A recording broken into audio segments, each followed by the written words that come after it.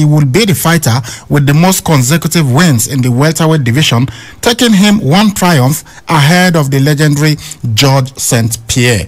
Little wonder why UFC President Dana White thinks it's just a matter of time before Kamaru Usman is included in the greatest of all-time discussion.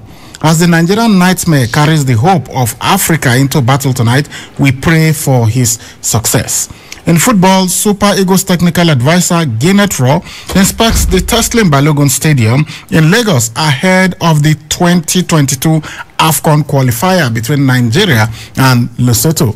The Nigeria Football Federation, NFF, says former Super Falcons captain Desire Okparanozie still has an international future as former Super Eagles captain and coach Sunday Oliseh blasts the decision to leave her out of the team to the Turkish Women's Cup.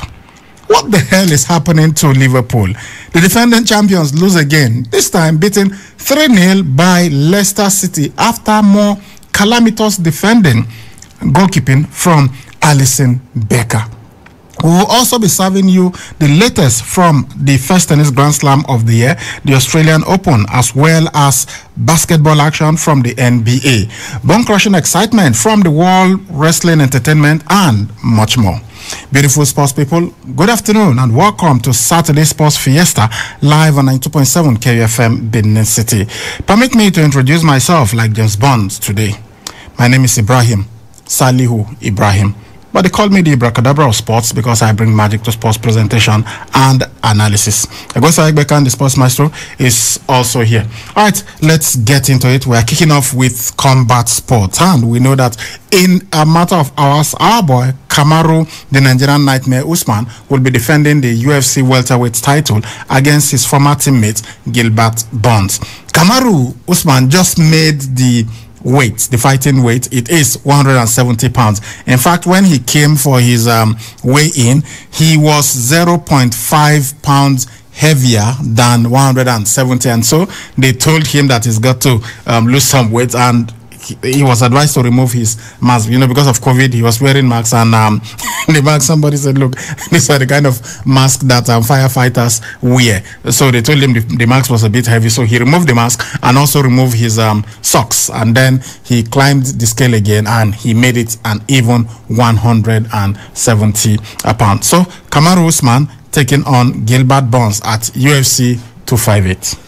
Well, we expect fantastic fights from our own Nigerian-born Kamaru Usman, who has been making the African continent as a whole very proud when it comes to mixed martial arts. Yes, he's a freestyle wrestler, somebody who has done very well, and he has also done very well as a mixed martial artist. And tonight, he will be fighting once again. I want to see him dominate, just like what he did last time when he met Gilbert Burns. And for me, it's not really easy when you go into the octagon. We've seen big fighters even being messed up at the octagon. It all depends on how you prepare for your fight. When you look at Conor McGregor taking on Khabib Nurmagomedov, then one would expect what's his name now, Conor, to win that fight, or better still, somebody. I was just talking. Conor versus Khabib. Look before the first fight. Looking at the maybe the fight. What you are talking about is Conor McGregor versus Justin Poirier. Not Khabib Nurmagomedov. The second fight, but at the end of the day, it was something else that we got from it. But all the same, Kamaru hasn't let us down. I don't think to go into that fight tonight will also be the time to let us down. He has already prepared for this fight, and he has already also got 0.5 stones heavier than before. But all the same, we expect him to go ahead to do great stuff. Looking at what Israel is doing, what other Nigerians are doing. Israel will even be fighting in UFC 259. So after this, it will be Israel fighting against Blachowicz. But Israel will still be keeping. It doesn't matter. His middleweight title will be on. He is fighting for the light heavyweight title. If he wins, then he will be holding two belts. But even if he loses, he will still keep his middleweight belt, because the title that will be on the line is the light heavyweight fight. But we'll talk about that when the time comes. But for now, it is Kamaru Usman defending his title against Gilbert Burns. He was supposed to meet Gilbert Burns in July, but unfortunately, Gilbert had some issues. He tested positive for COVID, and so that was why Jorge Masvidal stepped in, and we saw what happened. Kamaru dominated him and won that fight via unanimous decision. Some said it was boring and all that, but hey, our boy dominated and won unanimous decision for Kamaru Usman. But they were supposed to fight in December again. However, Kamaru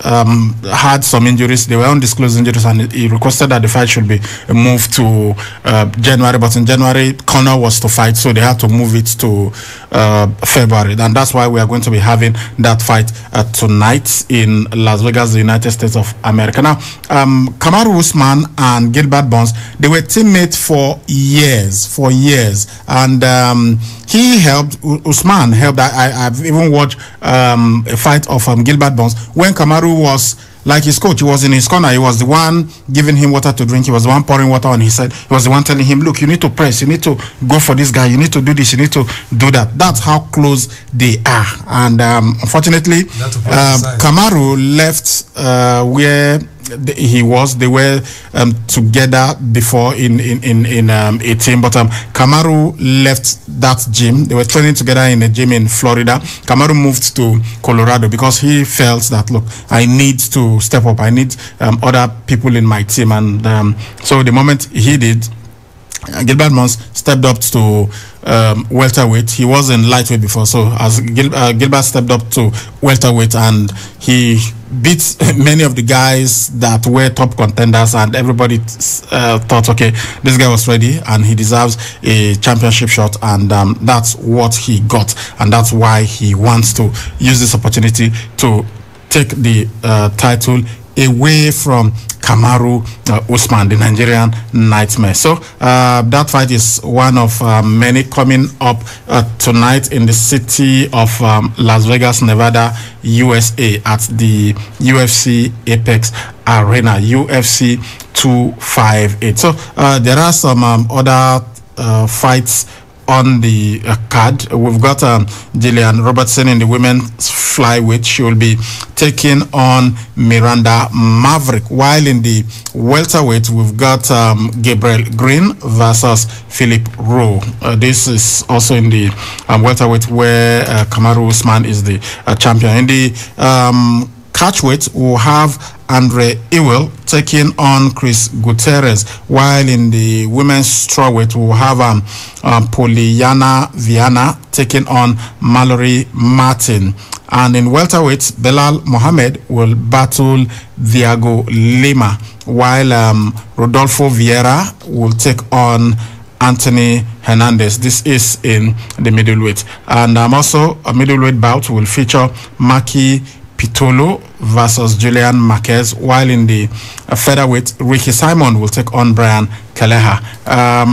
Kevin Gastelum, former interim champion at middleweight, remember his fight with Israel Adesanya, and Israel dominated. Israel didn't knock him out. Well, that was the closest that you could come to getting knocked out without being knocked out, because at the last minute, at the last second where he was to be knocked out, they ran out of time. Israel ran out of time, and the buzzer sounded, and so the fight ended, and he and Israel hugged and everything. There was much respect between both of them. So he's trying to put himself in a position to fight for the title again. He'll be taking on Ian Henrich, while we'll have in the women's flyweight, Mercy Baba will battle Alexa Grosso. So these are some of the fights, and of course we've told you that the main event is Kamaru Usman, the defending champion, battling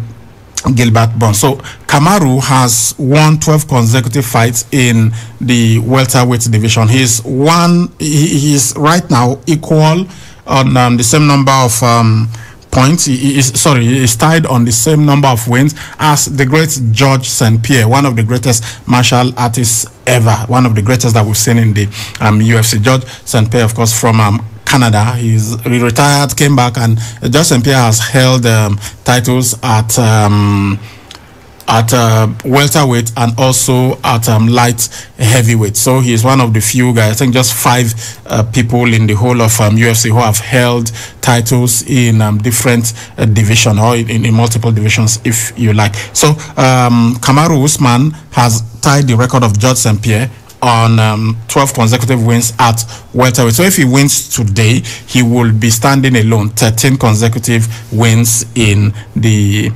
welterweight. However, George St. Pierre, because he fought in different weights, he also won in the light heavyweight, as I mentioned earlier. And so, sorry, in the not light heavyweight. Now, after welterweight, it is middleweight. So he also won in middleweight. So he has a continuous streak of 13 wins. So if Kamaru Usman wins today, he will equal that number of 13 consecutive wins. That's in the welterweight. In the welterweight, he will be standing alone, but across all disciplines, he will be equal with George St. Pierre. But however, right now, he's equal with George St. Pierre when you're looking at only the welterweight. However, there are some other guys who have really gone on to win titles several times or consecutive victories. One of these, of course, is John Bones Jones. He's got 13 wins, but one of those wins, he should have been on 14, but his win over Daniel Cormier in light heavyweight was chalked off because of some technical issues, doping and everything, and they had to strip him. They declared that win, the first win over Daniel Cormier, null and void. So he doesn't have that. So we will say he has 13 consecutive victories. Max Holloway, another UFC fighter on 13 consecutive wins. Khabib Nurmagomedov also at his own is at lightweight. He's got 13 consecutive victories, and Demetrius Johnson also on 13, and as we told you, George St. Pierre on 13. If you are looking at everything together from his welterweights to his middleweight reigns, then you may ask, who is the guy with the most wins in the UFC? No other than the guy they call the Spider, Anderson Silva. 16 consecutive wins, but unfortunately for him, he lost what was supposed to be his 17th consecutive victory, and of course he after that loss, he hasn't been himself. It's just been really terrible for him, and since then he's just been able to win one more fight in his very impressive career, but that takes nothing away from him. Nobody has been able to match his record. From when he stepped into the UFC, he won 16 consecutive victories, and these fights include picking up wins against the likes of Rich Franklin. He beat him twice. Dan Henderson, Forrest Griffin, Victor Belfort, and Daniel Maia. However, he was that streak was snapped, and since then it has not been easy for him. He has after he returned, after that streak was beaten, he picked up a decision win over Derek Bronson, but he has lost to Daniel Cormier, Michael Bisping, Jared Cannonier, and of course to Israel Adesanya, and then he lost to Uriah Hall. That was in his last fight, and after that he retired. But many fighters have said, look, this guy inspired us to become fighters, even including our own Israel Adesanya. Remember that fight with Anderson Silva? Although Israel won unanimous decision, and people even thought that Israel respected Silva so much that he didn't really go all out to take him out. You saw how Israel kowtowed, and Anderson also did the same thing. And at one point, Israel was crying, and Anderson had to tell him, "It's okay, get up. It's your time now. I have done my bit. I'm gone. So you take over." So, fortunately for him, he lost to Chris Weidman. That was his first loss in the UFC, and since then, it hasn't been really great for Anderson Silva. We know now that he has retired. So, up next tonight, it's our boy Kamaru Usman taking on Gilbert Burns. Well, we gave you part of the promo for the fight. You know, that we should have had in July, and then Gilbert Burns got COVID. Kamaru Usman had to, at short notice, we'll say at short notice, Jorge Masvidal stepped in, and eventually the fight took place. So they were supposed to now fight again in December. That's Kamaru was supposed to defend against Gilbert Burns, who of course now free of COVID, but Kamaru got injured and so could not fight in. He couldn't fight in December, and that's why we're having this fight up tonight. Let's take more promo on that fight. We even have an interview which Kamaru granted, and this is courtesy of the ESPN Sports Center. But let's take the promo first. After this, we'll take some commercials and then come back to that interview.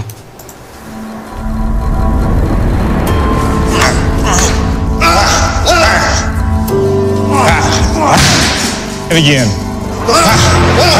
The career rise and championship reign of UFC welterweight king Kamaru Usman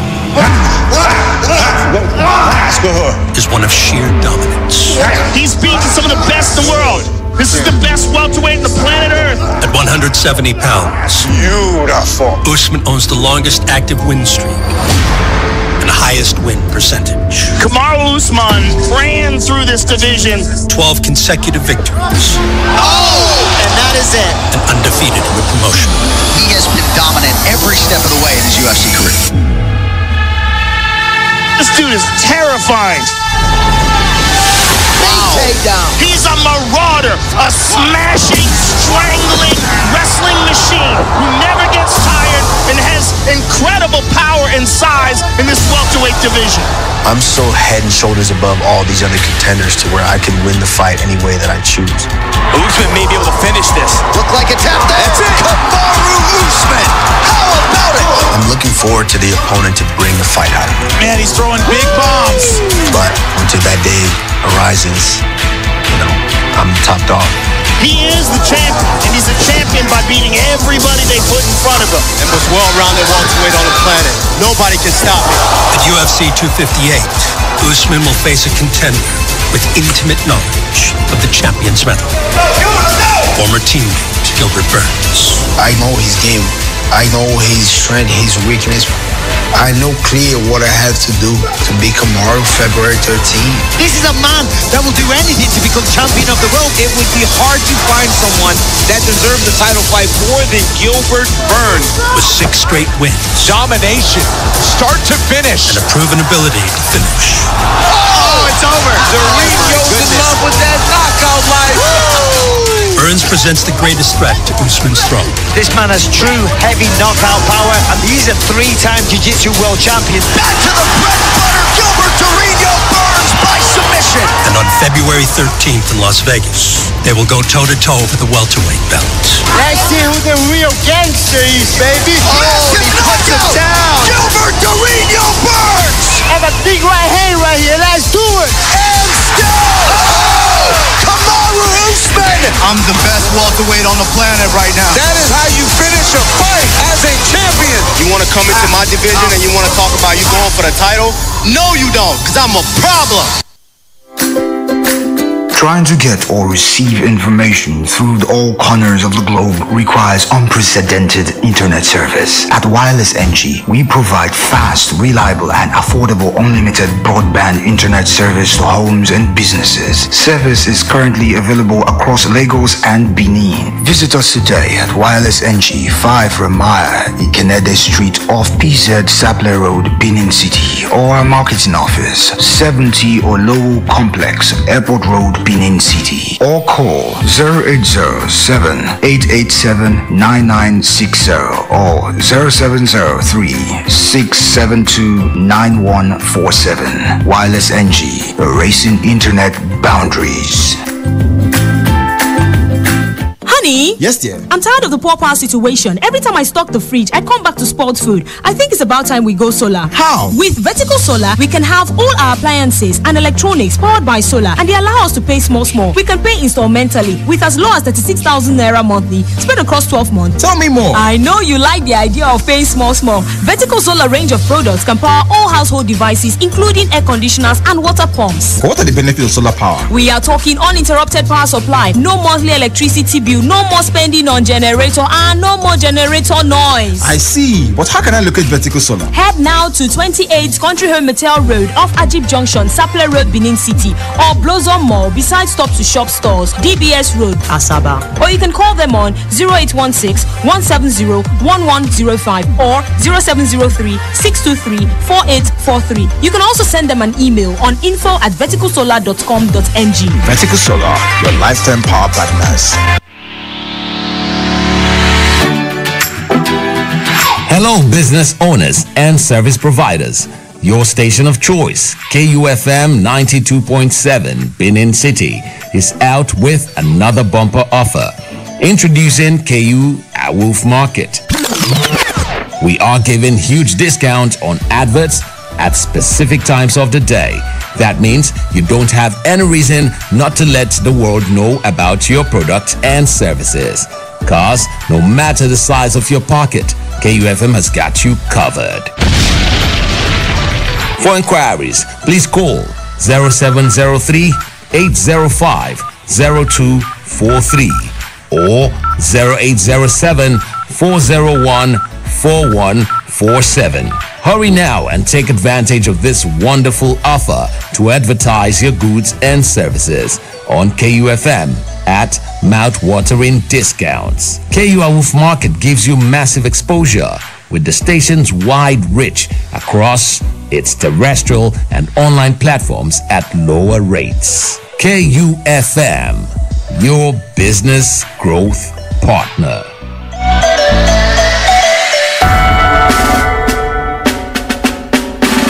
The ancient city is calling. Oh, arise, sons and daughters of the land.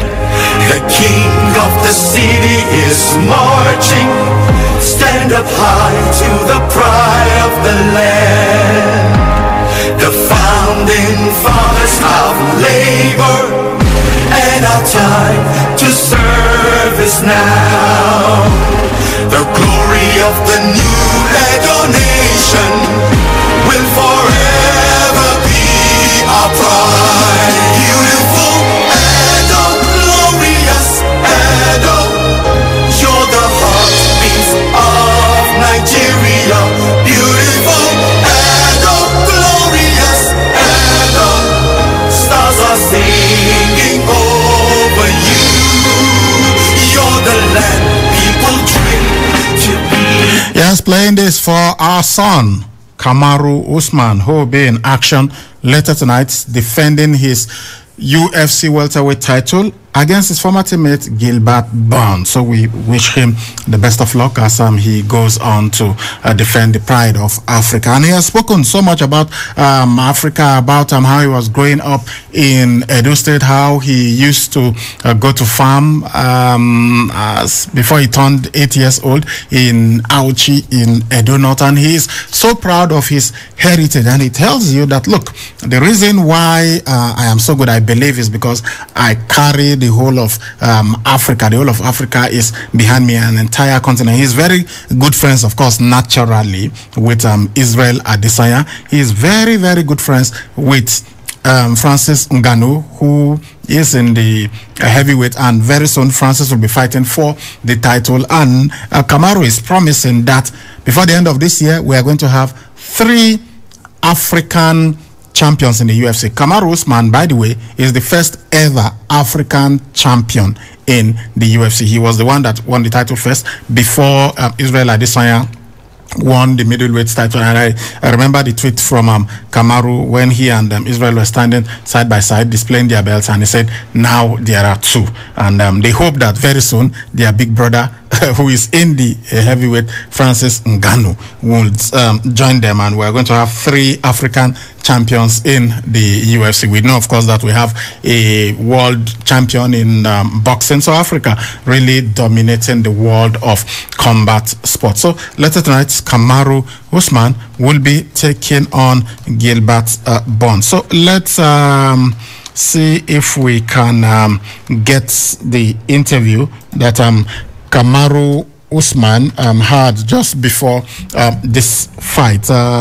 He was interviewed by ESPN. Yeah, so let's hear from him ahead of this fight. So many things were said, so let's just enjoy what Kamaru Usman had to say ahead of this all-important fight. We got a chance to see history. A win would give you 13 straight in UFC and break a tie with Georges St-Pierre.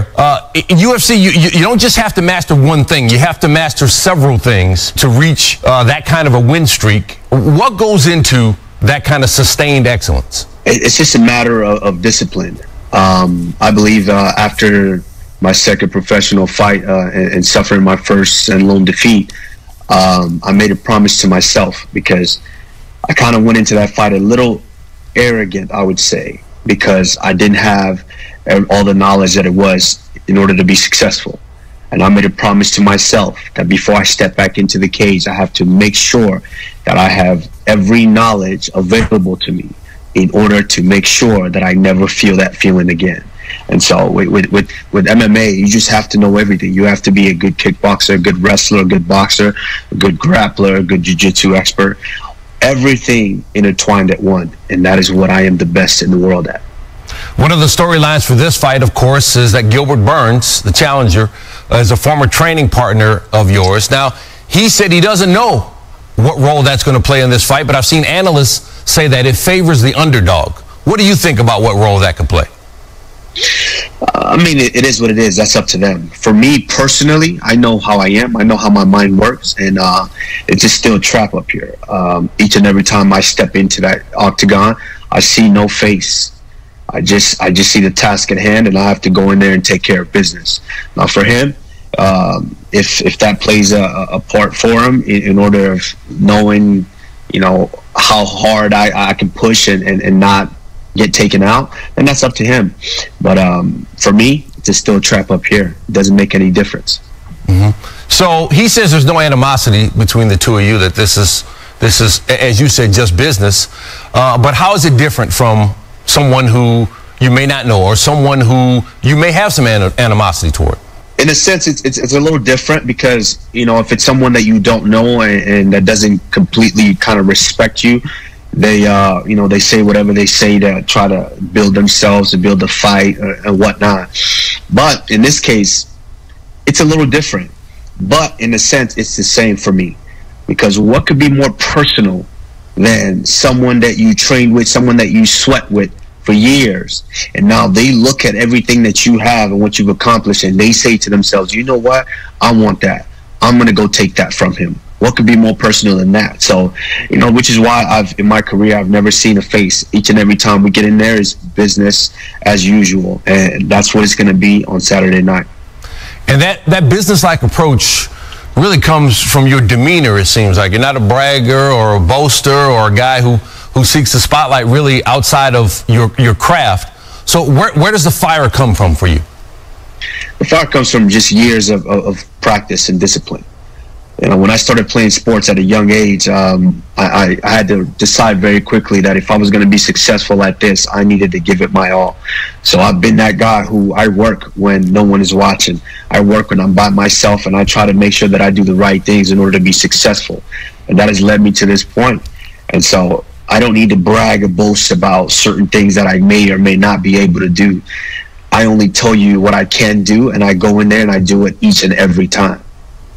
Dana White says when it's all said and done, we could be talking about you as the greatest of all time in mixed martial arts. When you hear that, what goes through your mind? It lets me know that the work that I've been putting in for years is actually coming to fruition. People are actually starting to see it, especially who has a more front row seat than your boss. And so that just lets me know that I need to just continue to do what I've been doing. And when it's all said and done, I'll let the people decide. I'll let them bestow that crown upon me as the greatest of all time. And as for Saturday, Burns says he envisions his hand being raised after a finish. What do you see? Everyone does that. When you're the champion, everyone has to say that. Everyone has to see that. My previous opponent, he got on here and he said that. I'm going to baptize him. I see my hand being raised after knocking him out. They all say that, and they all step in there and they realize that it's a completely different savage and a different monster than they've ever been used to. Kamaru Usman sounding really confident there, and why not? 13 consecutive wins in the welterweight division. 12 consecutive wins. As they say, there's power in the tongue. So I have proclaimed it, and it's going to happen. He's going to be 13 consecutive wins in the UFC. So wait to see what happens tonight. He's facing his former teammate, and he said, look, the same thing that Gilbert is saying, that's what all the other opponents said. I'm going to beat him. Gilbert said he's going to submit him, that Kamaru knows that he can submit him. And Kamaru was like, I said, yes, of course, anybody can submit anybody. Yes, he can. He can make me tap out. If I allow him get me in an armbar or in rear naked chokehold or whatever, he can make me tap out. But hey, when he starts fighting me, he will know that it's not easy to get me in those holds. And of course, if I get him in that hold, I'll make him tap out too. And because they have sparred so many times in the past, Kamaru was asked about who won. I said, yeah, Gilbert won some of their sparring sessions and he won some. So he will say it's pretty 50-50. But this time, they are going at it. They are going for the title. And I saw their, pre-match face-off, and it was really intense, because normally after they have that face-off, when they come nose to nose and everything, Dana White will just signal and they would back off. But Dana did, and Dana even walked away thinking, he kind of turned, thinking that they would also do the same thing. But they kept staring at each other for many seconds. Later, it was like, let's see who blinks first, who backs down first, until eventually Dana turned and saw them, and he had to, like, guys, what's going on, before Burns turned away, and then Kamaru also turned. And you heard what Kamaru said initially. He said, look, this isn't personal, it's business. I'm not going to go at him like somebody who has been trash talking like Calvin Covington, because Kamaru promised the people of Brazil that because Calvin Covington disrespected them, he was going to beat Covington because of what he did, that he will punish him for four rounds, and then he's going to knock him out in the 5th round, that he's going to smash his face and everything. And he actually did that. So for this fight, he initially said it's just business, there's nothing personal, I don't have any personal beef with this guy. But later, with some of the things that Gilbert Burns was saying, you had him there when he was asked about whether, okay, you've already said it's not going to be personal. He said, yeah, but remember that this guy, yeah, he is my friend, we were teammates and everything. But when you realize that someone who is your teammate, who is very close to you, is coming, is trying to get something that belongs to you, maybe that should even make it more personal than if it were someone else that you do not know. So that is the situation.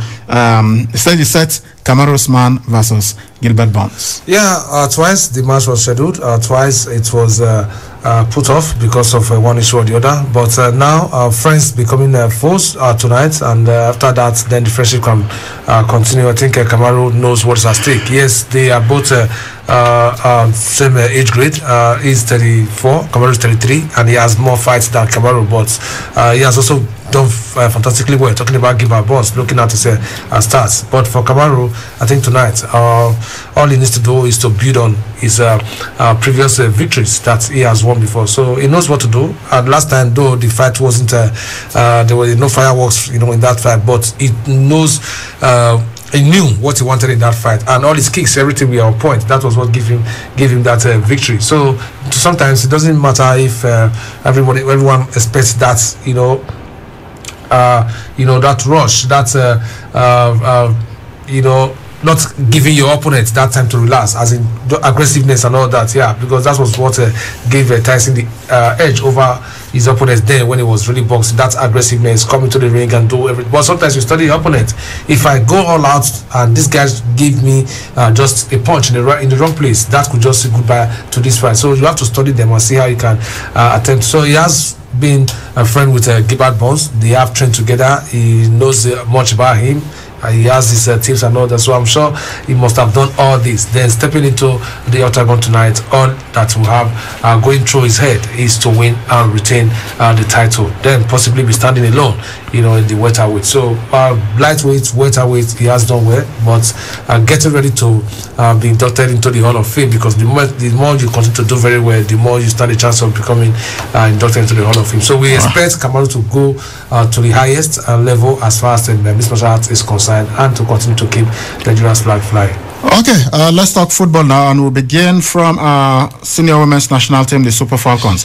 You know that we gave you the list a couple of days ago. That's the list of the 23 players who will be going to the Turkish Women's Gold Cup that's starting. We'll give you the details on everything. But the story is that, of course, we know even that day somebody was asking why was Desire Paranoze not in that list, and I said, well, I don't know. It's only the coach who would really tell us why. But the media director of the NFF, Ademola Olajire, he has said that look, there is nothing, there is no ulterior motive behind the leaving her out of the team. That the coach of the team just felt these are the players that he needs for now, and that Desire Paranoze still has a future with the Super Falcons. That if the coach invites her in future, of course she will come. She's playing right now for Dijon, and there are speculations that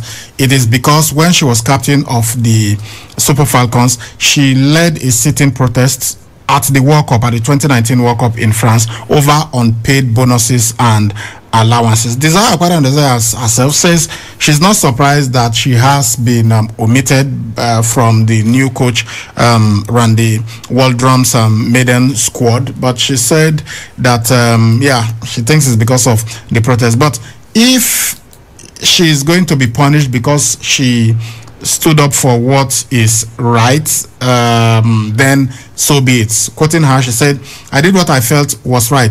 Even if that's the only thing I did, I am very happy. So she said that she fought for monies to be paid the players and also those who didn't make the World Cup, that the previous international matches that they played, that some of the players who were not in that World Cup squad ought to have been paid. But as I said, the NFF said no, that isn't the reason, and in future she can be selected.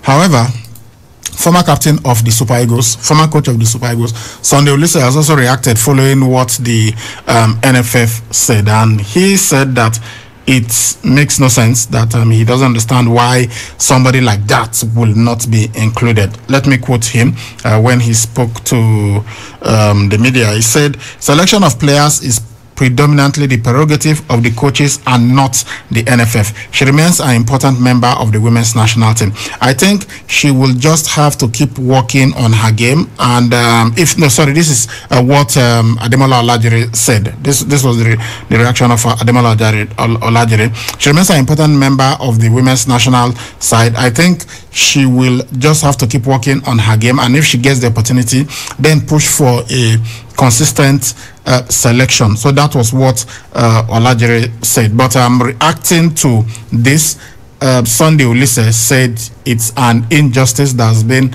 meted out to a senior player who had consistently given her best. And this is the reaction of Sunday Oliseh now. When will this non-compos mentis end in our football? Once again, injustice is dealt to a superb captain fighting for the team by the Nigerian FA, and I cannot hear her teammates speaking out or fighting for her. A very good player at that. We keep shooting ourselves in the foot. And in case you're wondering what is non-compos mentis, it is a Latin legal phrase. People like Barrister Filippo Tobo and Barrister Elder Chris Abubu will tell us. You can ask them for that, but it is a Latin legal phrase which translates to "of unsound mind." You know, so they are saying, Sunday Lisa is saying this kind of attitude is non-compos mentis. So that's what Sunday Olise said. But on the NFF, they've said, look, nothing. It's if the coaches, we do not take the decisions. These are the players that the coaches say they want for this tournament. So maybe in future they can invite Desire or Paranoze. But you know, there was one time when Asisa Toshola said something. She referred to Nigeria as a jungle on the social media, and she was attacked viciously. And I too said, look, you are the captain of the Super Falcons, for crying out loud. Even if you are angry, of course, you have every right to be angry. But when you are speaking in public, you must be very careful. You can't meet with the people in government and let your feelings be known, but not on your social media platform, knowing that you are followed by thousands of people and you now say such things. But of course, she apologized and said it was a spur of the moment and she's gone beyond it and everything, and so she apologized. Because then I said, look, if she continues like this, then she should be stripped of the captaincy, and then she should not even be invited to the national team for some of the things that she said. But she has apologized. So if Desire Paranoze, maybe they felt embarrassed that it happens all the time. I mean, even with that, I understand why Sunday Olise is even out, you know, like this, defending her, because it happened to even Sunday Olise at the Mali 2002 Africa Cup of Nations. You remember that after the return from the Africa Cup of Nations, they just dropped so many players from the team because they said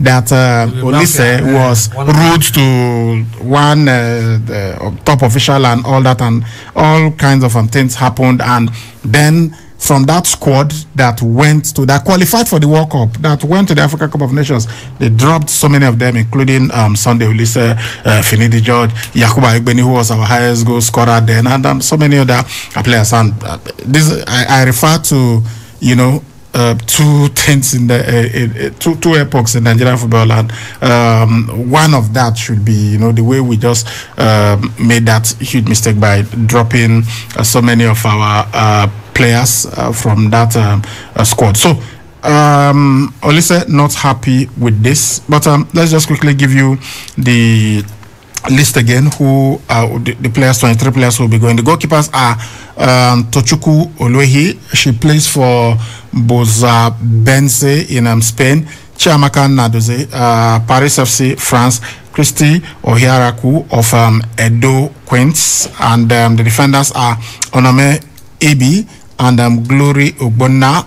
Onome Ebi, Glory Ogbonna of Edo Queens. Then Osinachi Ohale of Madrid FC. Then we've got Miriam Ibrahim of Nasarawa Amazons, Chidima Okeke of Madrid CFF, Habibat Akinwande of FC Robo Queens. The midfielders are Rita Chikwelu, Madrid CFF, Esther Sunday, ALG Spor in Turkey, Ngozi Okobi, Eskilstuna of Sweden, Antoinette Payne of Sevilla FC Spain, Halimatu Ainde, Eskilstuna Sweden, Christy Ucheibe of Benfica, Patricia George of Sands FC Germany. Then the forward, Azizata Oshola, the captain, FC Barcelona, Uchenna Kanu of Lincoln Pings in Sweden, Rashidat Ajibade, Atletico Madrid Spain, Francisca Odega. Then we also have Chinwendu Ihezuo and Gift Monday of FC Robo Queens. Then Charity Adule of Aiba in Spain. So these are the 23 players who will be representing Nigeria at the competition. Well, one would expect Desire to be among the squad because she's experienced and she has been the captain before. Despite one or two things happening, doesn't really matter that you drop your best legs and just go with other. I'm not saying other players invited are not good enough, but sometimes you need to put sentiment aside. And Just go with your best. At the end of the day, you could go on to win the tournament, and that will give you the best. Well, I understand what Sonolu is trying to say, because sometimes when you see someone voicing for others, speaking the mind of others, sometimes one will expect, one will feel, okay, why is she the one, talking, speaking in support of them and all that. She is the captain. If a captain does not come out to speak on behalf of the players, then why do you deserve to be the leader? So putting on the captain sandband is not just for decoration. You have to be the leader on and off the pitch. I understand how things work. She's still plans of the she's still part of the squad, but why not part of this tournament? That's what the Ademola Olajire has said, that she's still part of the team. But no, Ademola Olajire is basically saying NFF did not select the team, so he believes she still has a future. It is the coach, so he cannot tell us that she has a future. It's the coaches that will tell us whether she has a future. So if it is the coaches that selected this team, people are wondering, okay, this man is just coming in, the new coach, he just came in, and when it happens like that, what the coach that just, at least in did any other club appoint a new coach recently? I think it was just Chelsea. So let's use that example. When Thomas Tuchel came, what did he do? He said, look, this is going to be the most unfair team I've ever selected. Any player that I do not select, it's not that the player has done anything wrong, but because it's my first time, because I don't even know what to expect, I am going with what? Experience. So it was the older players that he basically just put and say, okay, I believe that with the circumstances surrounding the team right now, you guys can do it. So this is what I want to do. So from the second, third, fourth matches, that's when he now started. And you can see some of the senior players, there are speculations now that even Hakim Ziyech could be leaving, because there is no place for him in the team at the moment. So you can now see that the coach is beginning to impose his own style and is selecting his players. So I mean, it will only be natural for a new coach coming in, and you look at the team. Who are those that have consistently represented the country? Desire Okpara-Nnozie has been, she first represented Nigeria at international level in 2010 at the FIFA Under-20 Women's World Cup. Even long before before Desire Okpara-Nnozie, before Asisat Oshoala, it was in 2010 that she first broke into the international limelight when Nigeria got to the final of that competition before we lost, to, was it Germany that beat us in that final? So that is what you expect that the new coach will do. But when Desire Okpara-Nnozie is dropped, look, it's perfectly possible that the coach just selected his team and he wasn't influenced by anybody. But you understand why there are questions being asked, because come on, this lady, not that she's injured, and she's playing well for her club in France. So that's why they're asking questions. Anyway, we wait and see what will happen in the future with the Super Falcons. All right, let's leave the national team now and talk about other stuff. In the CAF Confederation Cup, we know that tomorrow we are going to have the Battle of Nigeria. It's going to be Rivers United taking on Enyimba International. And that match, as we've told you, the governor of Rivers State has promised $20 million to the team if they beat Enyimba. I'm guessing that if they qualify ahead of Enyimba for the group stages, they get 20 million naira. That's huge. Going into that kind of game, I think the players, they want some kind of motivation, and I have to give kudos to Rivers State governor for telling them your lives will never remain the same if you're able to win that game. Yes, it's a good way to motivate players. Even Rivers United, before their last game, I remember one philanthropist, a businessman, Mr. Oboa, who promised them a certain amount of money, and they went ahead despite the fact that they did not play the return leg at home against the South African side. They went to the venue that they took the match to, and they played and won as if they were playing at the Godswill Amasimeka Stadium. But notwithstanding, I think they are fired off, and the fact that you want to make it to the group stage of continental competition is enough for you to give all your best, with or without motivation from every corners. Yes, Enyimba International, when it comes to pedigree, when it comes to experience, when it comes to what they've done as far as Africa is concerned, yes, they've won it twice. They've got but not the same players that we are there that are still there right now, except those ones also want to borrow leaf, look at what these guys did, and so, okay, let's become heroes in Africa by going there to add to the CAF Champions League titles they've won. So it's going to be a big one, honestly. Looking at their performances so far and where they are on the table, on the NPFL table, tells you how good they are. The two managers, Fatai Asho squaring up against Stanley Nkuma. The money is just going to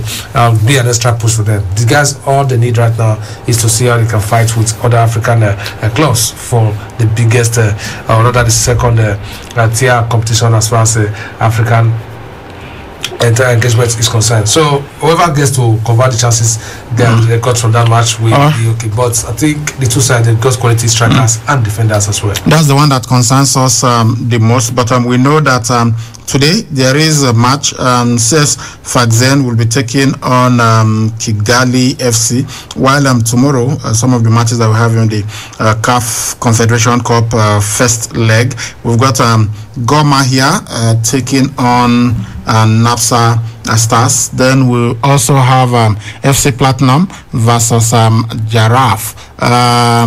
Jwaneng Galaxy will also be playing against Orlando Pirates, while Nkana FC will take on Casablanca. Is it Abraja Casablanca now? Then Young Buffaloes will take on Etoile du Sahel. Bwengwedi will play against Salitas. Sundep versus Cotton Sport. Ashanti Kotoko taking on AS Sfaxien. And then the one that interests us the most, Enyimba International versus Rivers United.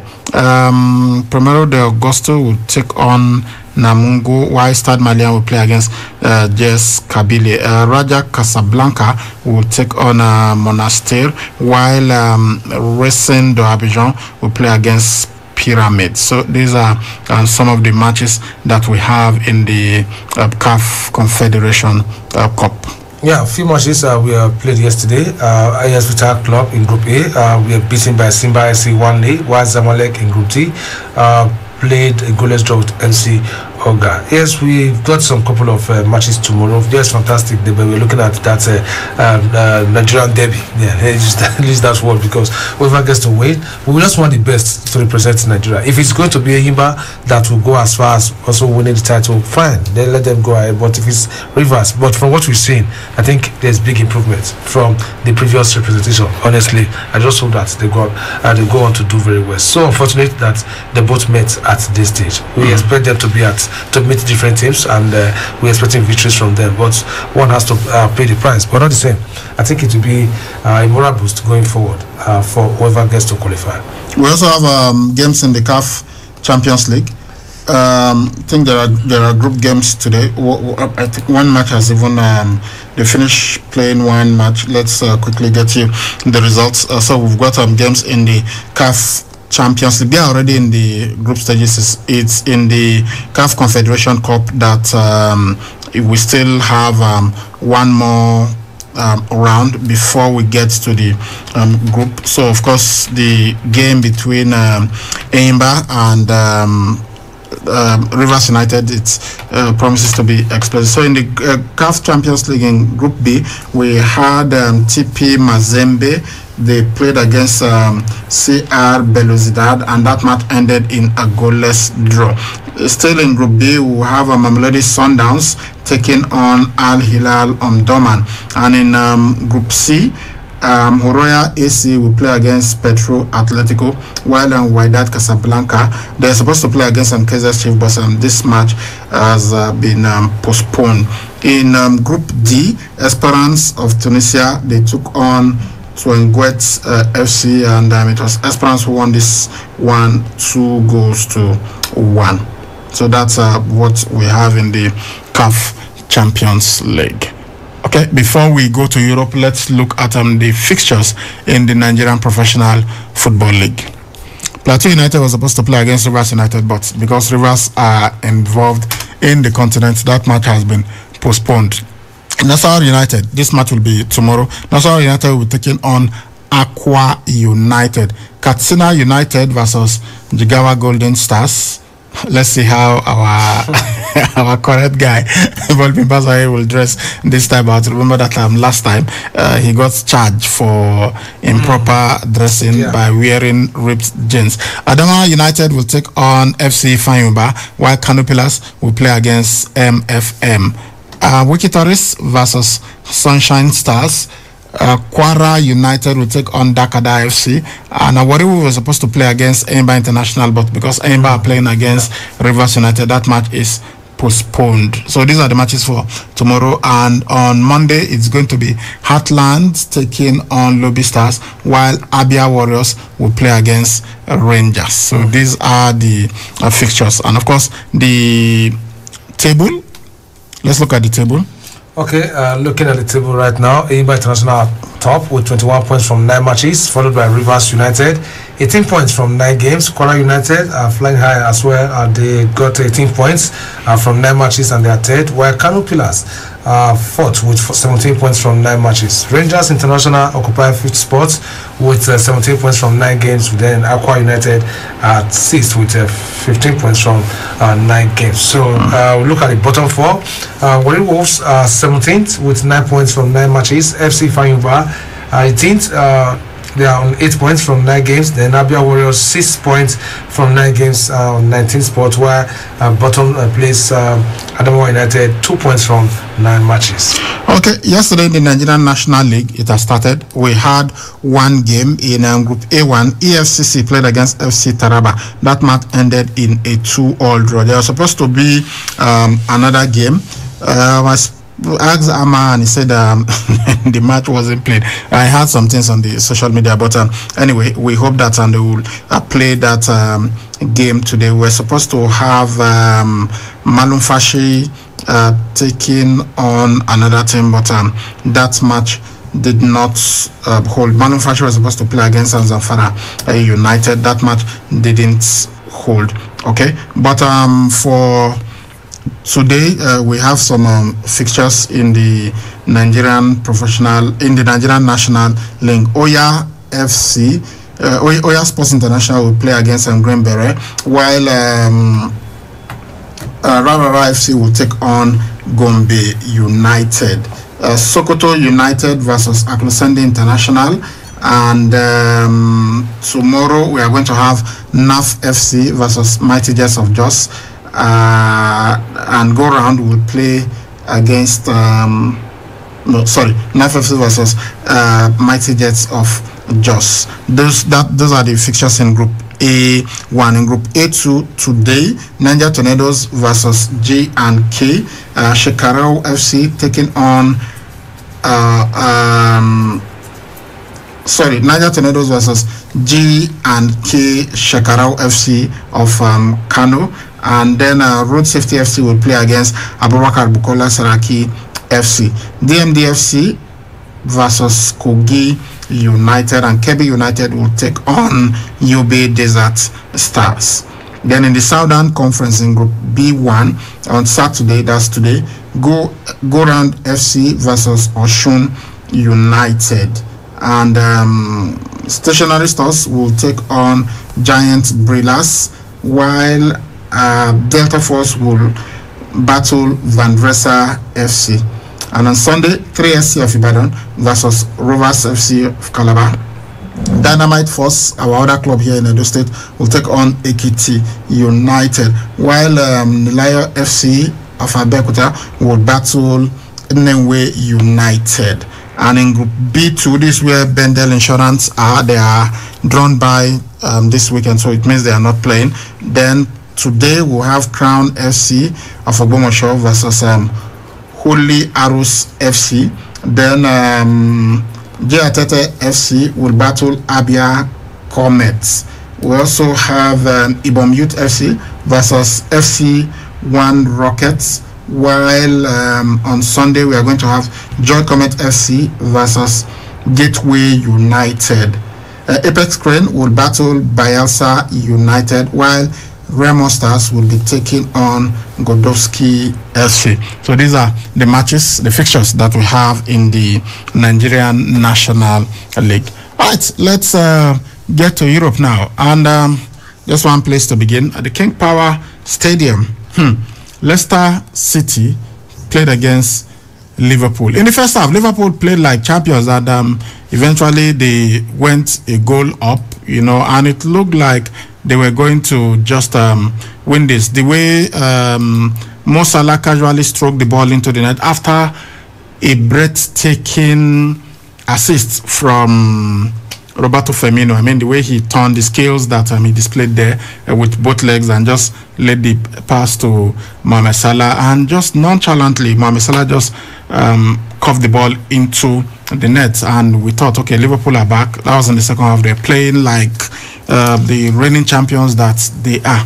But in the last 10-15 minutes of the game, Leicester City just completely took over. First, there was a tackle which we thought was on the line and should have been a penalty, but they said no, it was a free kick. They took, I think it was James Maddison that took that free kick, and it went. No, was it Maddison or Harvey Barnes? The equalizer. Yes, it was Maddison that scored. James Maddison, yeah. So the ball just. It was Maddison that scored. Yeah, so the ball. No, that wasn't the equalizer. Now the equalizer was from Maddison. It was Maddison who scored the equalizer. That's what I'm saying. It wasn't. If it was Maddison that scored the equalizer, it was Maddison that played the free kick. No. The first goal, the equalizer. Yeah. It was supposed to be a penalty. They now gave it as a free kick. Yeah, the ball came into the box. And he took the ball past. It was not as the free kick was coming. It slid into the net. The ball was tucked by James Maddison past the goalkeeper, which made it 1-1. Then the one that was the second, that was a mistake by Alisson. Nobody touched that free kick. If they had touched the free kick, it would have been offside. In fact, that was what they were initially arguing about, that the VAR intervened and then they had to check it before they gave it as a goal. So after that, we then saw a howler from Alisson Becker. I mean, it was just another calamity after what he did against Manchester City. 2 errors there, and the guy has got to be low on confidence right now. And I'm wondering, this guy, we all know he's one of the best goalkeepers in the world. In fact, you can make the argument that he is the best goalkeeper in the world, and that was because of his calmness, his composure, his authority, his command of his goal area and everything. But what happened? You had your defender there and he could have dealt with that ball, but is it because if it were, I am very sure, if it were Joel Matip or if it were Virgil van Dijk, Alisson will not rush out that way. Is it because it was Ozak? Yeah. Was it because it was Ozak that made him to run out, and instead he now just miscleared the ball and it was an absolute gift to Jamie Vardy. Yeah, absolute gift. That is not something I've never expected from him. Even if you want to go after that kind of ball, you can communicate with your player. Yeah, over here, like we used to say there, we will just tell the player, say if you are the goalkeeper, they say, then the goalkeeper will just allow you get the ball, or the goalkeeper calling on the defender, and then the defender knowing that the goalkeeper is behind him and okay, he's coming for the ball. But the way the two of them, it just as if there was that was miscommunication, and Jamie Vardy just took advantage. Even he's a predictor anytime, so all he's looking for is the ball inside the 10-yard box, and that's increase the pressure on them. Then the third goal. So I don't know. I think their next game, I think they should relax Alisson and allow him to have some rest, and allow someone else to take over the post, because right now it's playing on his mind. What happened against City and what happened earlier today. Come on, in another big game, he could also make another howler. So at this time, he needs to really clear off his mind. If there is anything that is bothering him, I think the manager has to sit with him and see how far he can help him to get back to his best. He had them to win the Premier League title, and if you're not good, you cannot win the title as a goalkeeper with Liverpool. So maybe he's just having his bad days, and I'm sure a member of the technical crew could assist him in getting back his fine form. So it was a bad day for Liverpool, honestly, and I don't know how they're going to retain the title, which the manager said they are going to retain and attack, not defend. But this time, the attacking forest, they are all gone down. We are going to attack the title. We've seen it too. We've seen them attacking the title. And the way it is now, they could be out of the top 4. If Chelsea win their game against Newcastle United, Chelsea will go 2 points above Liverpool. Liverpool are on 40 points. Chelsea are on 39 points. And there's another team, is it Everton, also on 39 points. And they've got about 2 games outstanding. So Liverpool find themselves in a precarious position. They could, after this match day, be 6th or 7th. Yeah. That's even West Ham United could also how bad it is. Yes. Wow. And it's just really terrible for Liverpool. So they lost 3-1 earlier today to Leicester City, and you've got to wonder what is going on. And right now, Crystal Palace playing at home. They are taking on Burnley, and Burnley are 2-0 up. It's halftime now. So Eberechi Eze not been able to inspire his team. And by the way, for Eberechi Eze, Wilfred Zaha may have kind of warned him about his international future. You know, can play for the Super Eagles of Nigeria, but it seems he wants England. But Wilfred Zaha, who is his teammate, and he has publicly said how Wilfred Zaha has inspired him, how he's close to him, and all that. Wilfred Zaha recently granted an interview, and then he said, "Look, England used and dumped me. That after 2 matches they just dumped him, and that's why he had to go back to Cote d'Ivoire. And that he's even a bit surprised that Cote d'Ivoire still came for him, because when they first came, he told them, look, I'm not interested. I want to play for England. But when they saw that his international future was a bit shaky, they still came, and he just said, okay, no problem, I'll play. And since then, he has been awesome for the Ivorians. So he just warned that these people, they could just use and dump you. So as I say, he who has ears, let him hear. So maybe very easy will retrace his steps and come to play for the Super Eagles of Nigeria. Later, we'll have the biggest game in Europe this weekend. Manchester City will be playing against Tottenham Hotspur. Jose Mourinho versus Pep Guardiola. Brighton and Hove Albion will take on Aston Villa. Okay, these are the matches that we have in the English Premier League for today. And you look at the table, Manchester City, even if they lose their game, they will still be top because they are on 50 points. Then you have Leicester City now just 4 points behind them on 46 points. But Manchester City have only played 22 matches. Leicester City have played 24. Manchester United are third. They've got 45 points from their 23 matches. Then Liverpool fourth, 40 points from 24 matches. Chelsea are fifth. They've got 39 points from 23 matches. So even a draw for Chelsea will mean that they go above Liverpool because they've got a better goal difference. Chelsea are on 14, Liverpool on 13. But if Chelsea wins, then they will be 2 points ahead of Liverpool, and that's just shocking. West Ham United have played 23 matches. They are on 39 points. So if they also win their game, they will go ahead of Liverpool. Everton have 39 points. They've played just 21 matches, so they've got 3 games in hand on Liverpool. If they win, even if it's just 2, if they win 1 and draw 1, let's say, they go above Liverpool because it will mean that they will be on 41 points. They're on 37 points right now. Tottenham Hotspur have played 22 matches. They are on 36 points. So that is the thing. So even Tottenham Hotspur could leapfrog Liverpool. If they win their 2 outstanding games, they go to 39, 40, 41, 42. So they will be ahead of Liverpool. So Liverpool could go as far down as 8. 6, 7, or 8. 8, because Chelsea can go above them. West Ham can go above them. Everton can go above them. Tottenham can go above them. And even Aston Villa could potentially go above them. Aston Villa are 9th, but they have 35 points from their 21 matches. So if you add 9 to 35, that gives them 44. But of course, we know it's not that easy. You cannot win all these outstanding matches in the EPL. Liverpool, where they lost it, when they lost to Burnley, then Brighton, they're losing to Manchester. 3 matches consecutively at home. Yeah, at home. And they've now lost 3 consecutive matches in the EPL.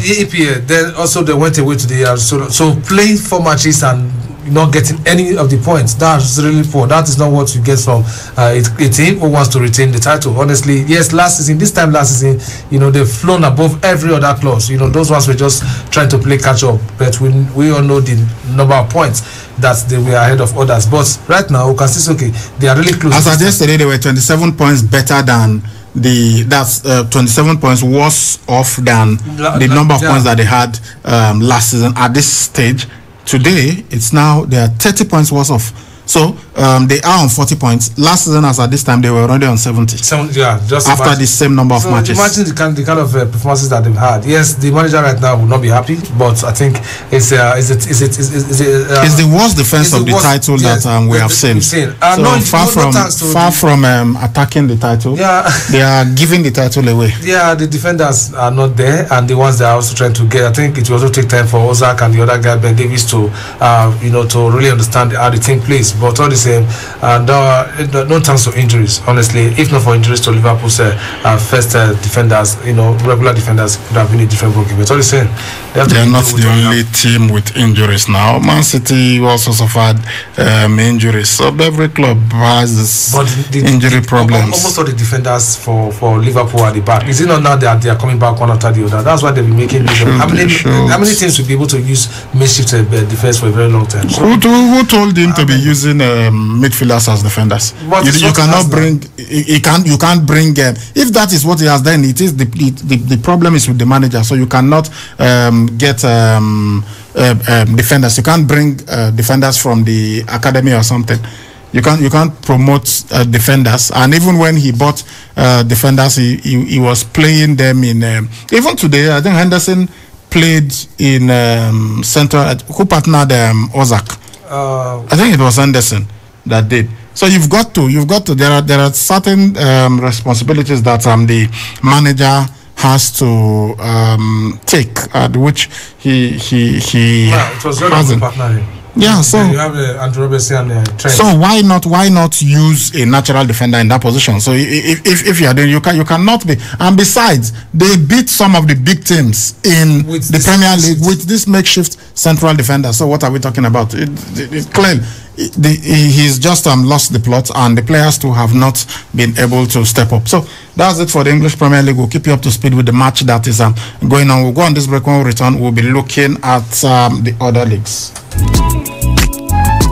There's only one place in Benin City where you can do all your shopping under one roof. Everything you need this Valentine, from perfumes to flowers to chocolates, you name it.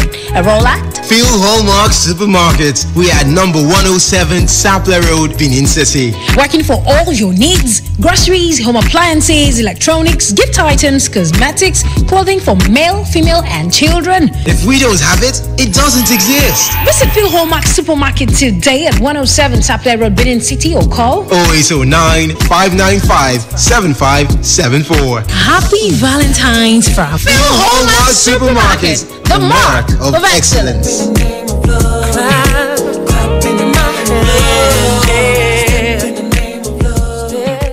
Dear children, what our fathers fought us taught, to fear and love the Creator.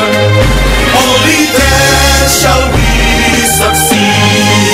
Beautiful Edo, glorious Edo, show the heartbeat of Nigeria. Beautiful Edo, glorious Edo, stars are singing over you. You're the land people dream to be.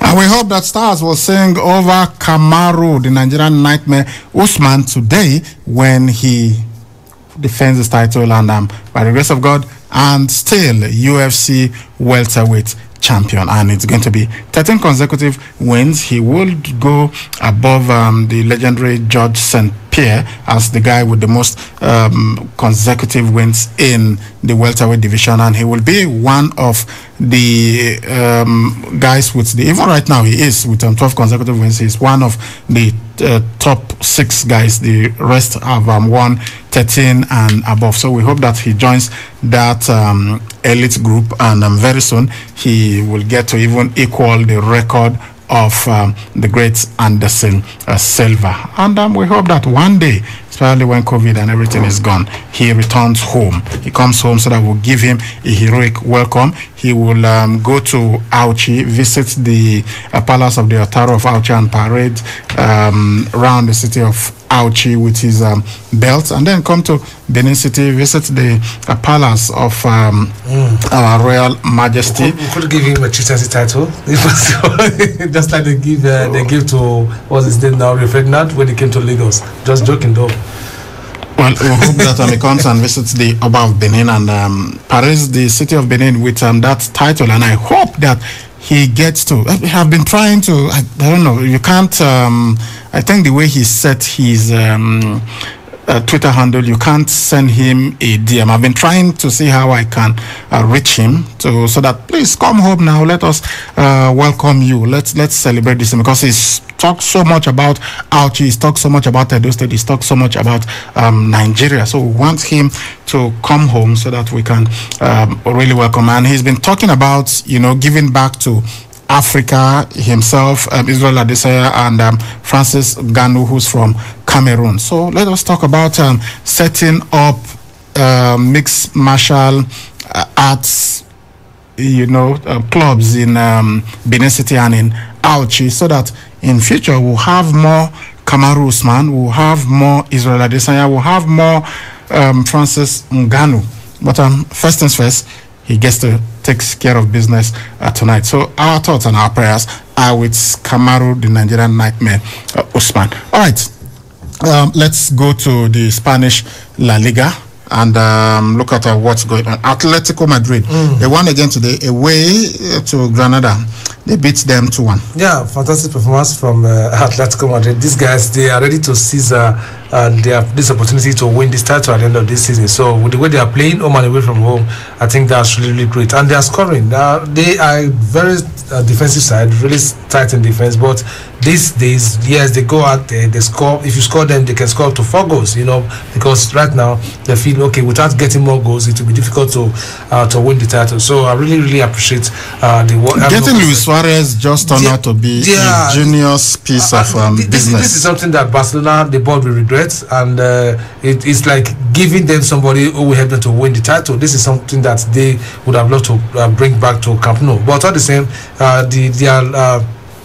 their loss is the gain of Atletico Madrid. They have been doing fantastically well. So they won today 2-1. Sevilla right now are playing 45 minutes of play. It's goalless between them and bottom place Huesca. Then later at 6:30 we have Eibar taking on Real Valladolid. Then Barcelona will face Deportivo Alaves. Last night there was a game between Celta Vigo and Elche. Celta Vigo won that match 3-1.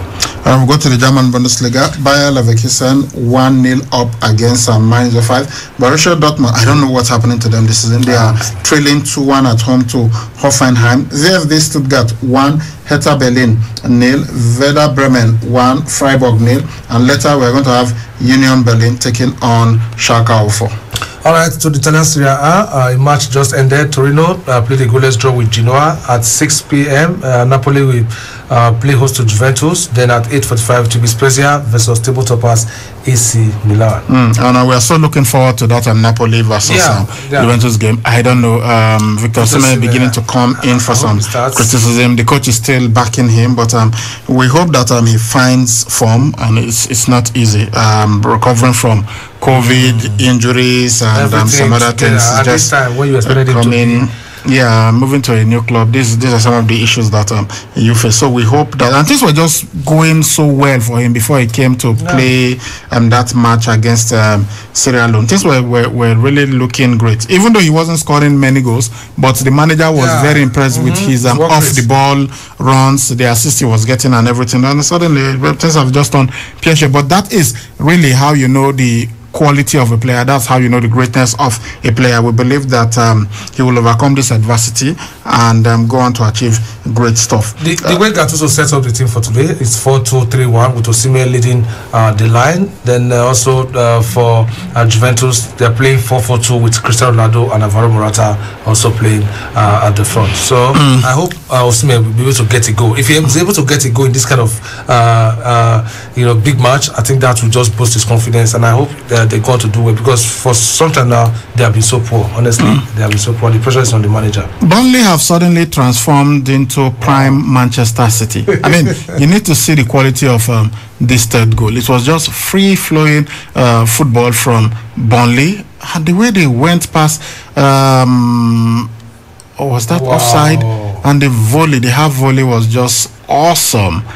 The understanding, the moment the ball was just coming, the other person would have been seen as the one at offside, just moved inside. Okay, so VAR will intervene. It would be a shame if this is given as offside. Wow. Or maybe there was a foul, but man, that volley was something else. No goalkeeper in the world will stop that. And it's now Crystal Palace 0, Burnley 3. Burnley, like relegation candidates a couple of weeks back, but now they are doing well. I recall they played against Manchester City. Yeah, was it just 1-0? Manchester City beat them. Then they lost to Chelsea 2-0, but they beat Liverpool at Anfield. So they aren't a bad side, and they've just been wonderful in this encounter. Anyway, let's return to other fixtures in Europe. In the French Ligue 1, we got Paris Saint-Germain. They are playing against Nice. That match just started. It is goalless after 4 minutes of action. Reims later will take on Lens, and Lyon will play against Montpellier. So these are the matches we have in the top 5 leagues in Europe. All right, for Paris Saint-Germain, it will be a must-win for them if they are to challenge for the title and retain it, because right now we've got a lead on top of the table with 54 points from 24 matches lead. They've won this title before, so it won't be a surprise if they're going to win it. They produce players like Cesar Demigue, Eden Hazard, and the host of other players, even the recent Victor Osimhen, then Nicolas Pepe. So doing well after selling those players. I'm really shocked the way they did their business. Lyon hopefully to sell Memphis Depay. I think it's also paying off for them, because Depay right now, who was bound to move over to Barcelona because Ronald Koeman wanted him, but he stayed back and is also helping Lyon.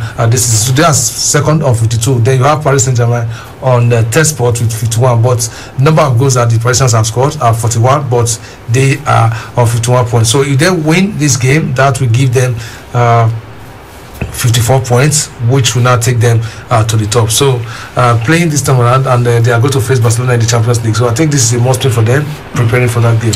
Okay, let's go to the US Open now and look at what's happening. Rafael Nadal is through to the next round. He just beat Cameron Norrie in straight sets, but he had to fight really hard. 7-5, 6-2, 7-5. Fabio Fognini is also through, defeated Alex de Minaur in straight sets, 6-4, 6-3, 6-4. Karen Khachanov is out, beaten by Matteo Berrettini, 7-6, 7-6, 7-6.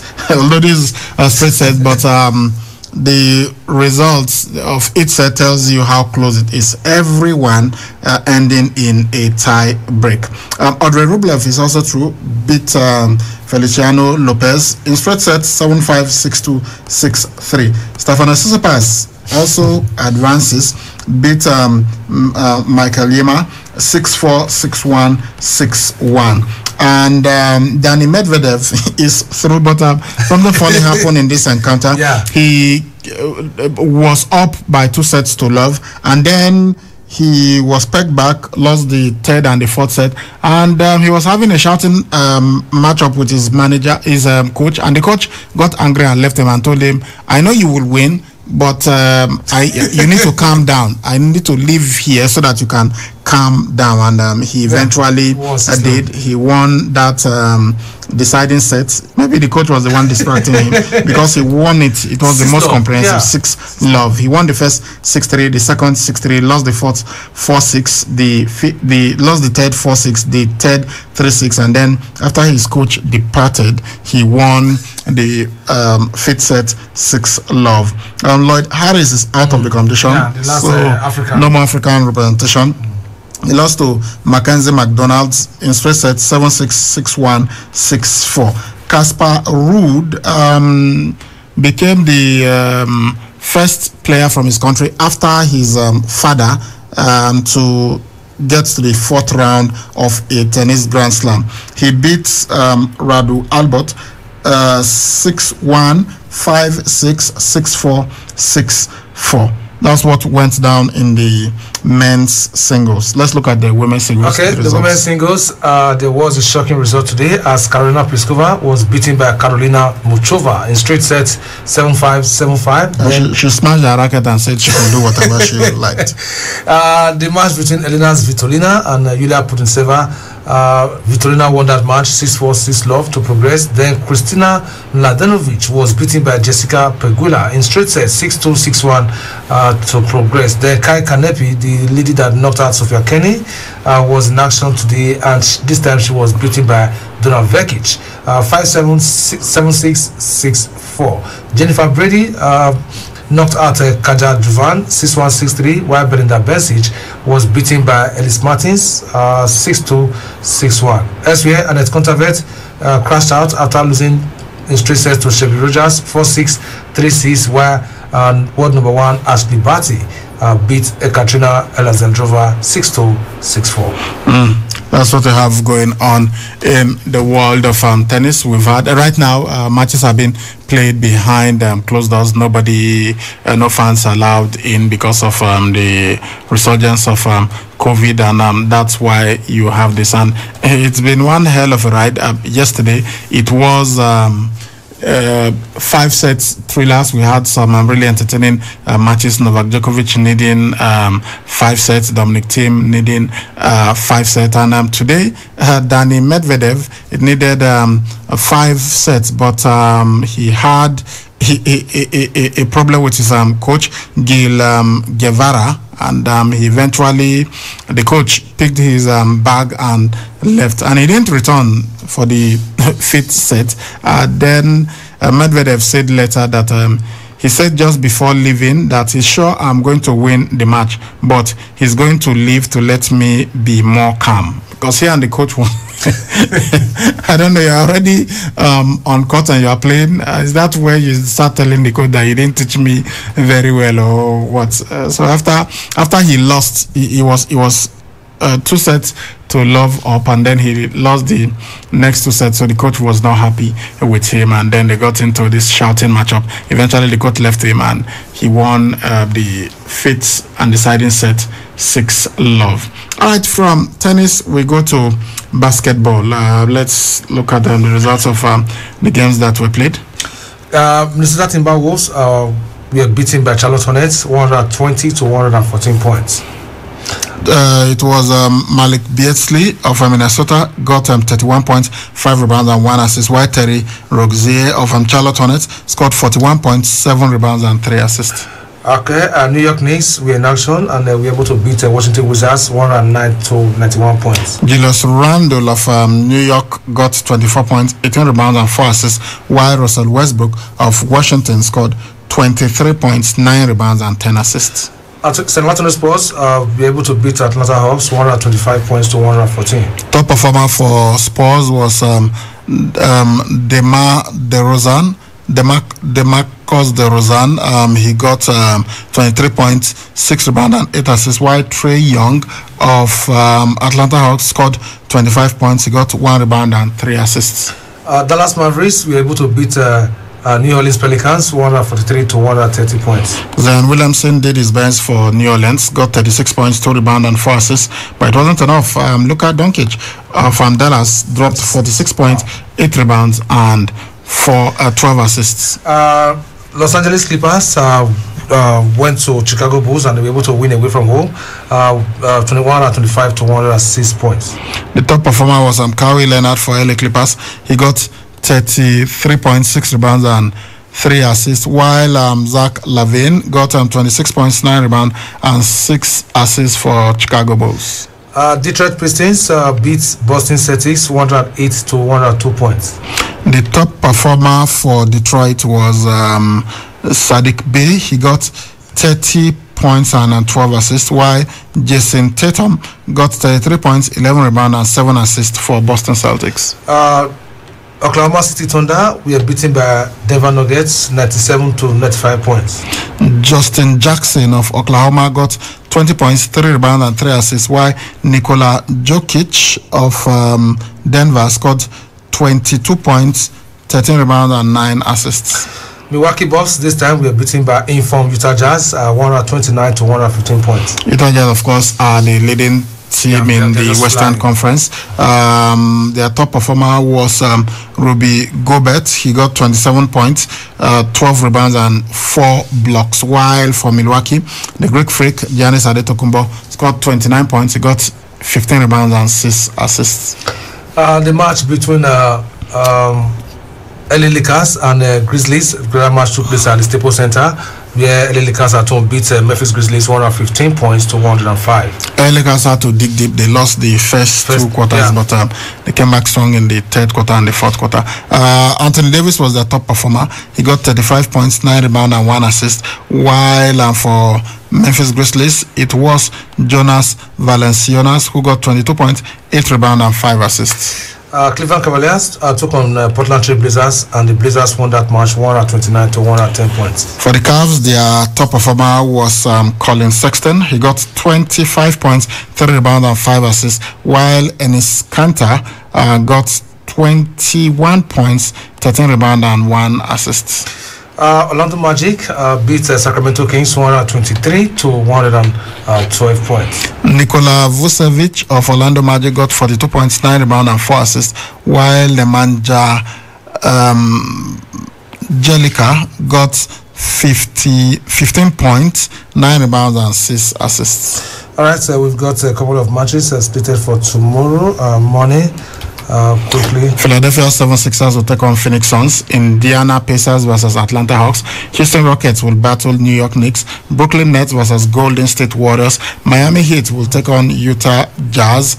And those are the matches that we have. Then, of course, for the Eastern Conference, we've got the Philadelphia 76ers. They are top, followed by Milwaukee Bucks, Brooklyn Nets, Boston Celtics, Indiana Pacers, Charlotte Hornets, Toronto Raptors, and New York Knicks. These are the teams that are currently in the playoff zone. And for the Western Conference, it is Utah Jazz at top, Los Angeles Lakers second, Los Angeles Clippers third, Phoenix Suns fourth, Portland Trail Blazers fifth, San Antonio Spurs sixth, Denver Nuggets seventh, and Golden State Warriors. After doing well at one point, I think they were fourth or fifth, but they are now back to eighth. So they've got to be careful so that they maintain this, and at the end of the regular season, they should be in the top 8. Otherwise, no playoffs for them. So that's what happened in the NBA. All right, before we start taking your calls, let's do more of combat sports scripted. We talk about SmackDown. So the opening segment, we had Roman Reigns, the tribal chief. He came out flanked by Paul Heyman and Jey Uso. They had Adam Pearce waiting for them in the ring. So Roman told Pearce that he had no authority over the champion, that is himself as Roman Reigns, and he's just here to wait on him. Then he said he will put Edge into retirement again if Edge decides to fight him at WrestleMania. Then he promised to keep the title for as long as he wanted, and then he asked about the Elimination Chamber. Pierce told him that he had a contract which said that Reigns will defend the Universal Championship inside the Elimination Chamber. Paul Heyman then took over and told Pierce that Roman Reigns will only defend the title at the Elimination Chamber, but he wouldn't do it inside the chamber. And of course, we will explain what the Elimination Chamber is. You got 4 pods, in the ring. 2 wrestlers starts, then at interval each pod is open, and then you could now have something like a Royal Rumble, but this time the way you eliminate is not by throwing over the top rope, but by pinfall or submission. So Pierce then said he will think about it, but in the meantime, Jey Uso and Kevin Owens, they will be in qualifying matches for a spot in the in the Elimination Chamber. So afterwards, the guys left after Roman Reigns got in Adam Pearce's face. King Corbin and Sami Zayn, they took on Rey Mysterio and his son Dominic. So Sonya Deville, she then made an announcement that the winners of the match would qualify for the Elimination Chamber. But eventually it was King Corbin and Sami Zayn who won this encounter. And afterwards, we had Big E taking on Shinsuke Nakamura for the Intercontinental Championship title. And we had Apollo Crews, who first he came and said he wanted a chance to battle for the Intercontinental Championship, but Big E told him, look, you've already had several chances, so let it be somewhere else. So it was Shinsuke Nakamura who got the chance. Apollo Crews remained at ringside, and when the fight was going on, as Big E prepared to hit Shinsuke Nakamura with the big ending, Crews now got into the ring and hit him with a drop kick, and that caused the disqualification. So Big E retained his title. Seth Rollins, he returned to WWE programming. You know that his wife didn't officially get married, but we all know that she was she was pregnant for him, and that's why she left the WWE. She even relinquished the Raw Women's title. We are talking about Becky Lynch. Becky has given birth, so Seth Rollins returned to the WWE, and then he talked about how becoming a father has changed him in ways that he didn't expect. And he said he now realizes that he's the great leader of SmackDown, and he needs to make it great. We had the entire locker room coming out before to hear what he had to say, but when he said that stuff, many of them walked away, and at one point it remained only Cesaro, but even Cesaro eventually walked away. And as he was going away,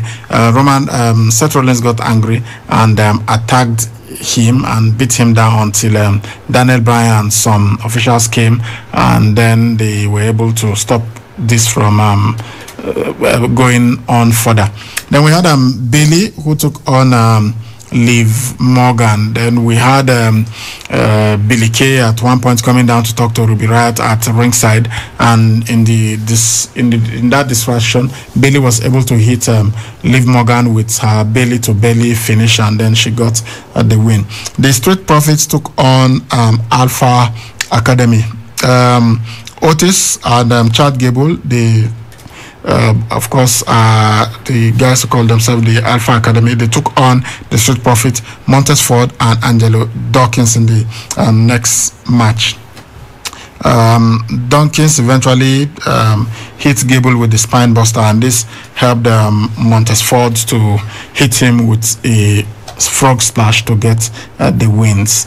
Then we had Dolph Ziggler and Robert Roode challenging Daniel Bryan and Cesaro. Cesaro earlier was attacked by Seth Rollins, but he still made it, and they announced again that the winners of this encounter will enter the Elimination Chamber. So Cesaro hit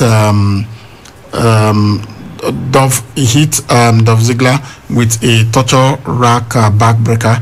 Then he locked him in the sharpshooter to get the win. So it was Cesaro and Daniel Bryan who got this victory. But Jey Uso attacked them with a chair after the match, and then Baron Corbin and Sami Zayn, they joined in to beat down on Daniel Bryan and Cesaro. But eventually Sami Zayn attacked Baron Corbin too.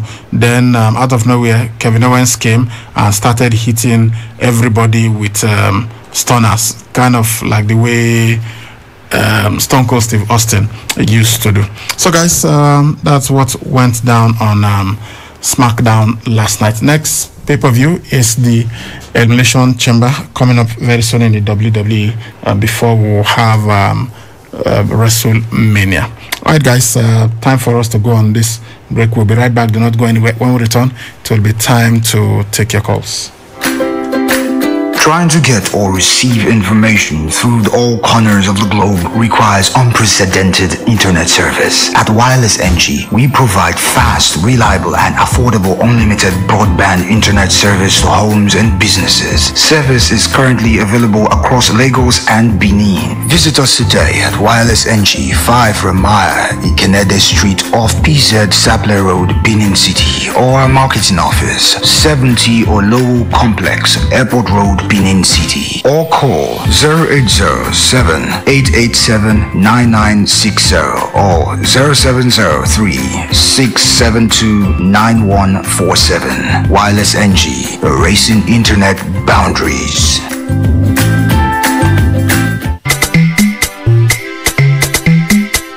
For yourself, oh, this no be the one you go take only ear here, oh. You must take your eyes see so that you self go enjoy what the other people they enjoy. Uyi Technica, the generator headquarter where they make everybody enjoy generators of all sizes and models for affordable price. Whether not the small one for barber shop or I been a big Perkins generator for factory and big building. Uyi Technica, the place for generators, spare parts, grinding machine, pepper mill, and others. Mention the name and size of generator where you want. Bakam Uyi Technica get them for the kind of money where they your pocket. Bakam Uyi Technica get them. Come take your eyes see for the generator headquarters. Uyi Technica, 7981 and 83 Mission Road, Benin City, and all other Uyi Technical branches. Uyi Technica, affordable products for everybody jollification.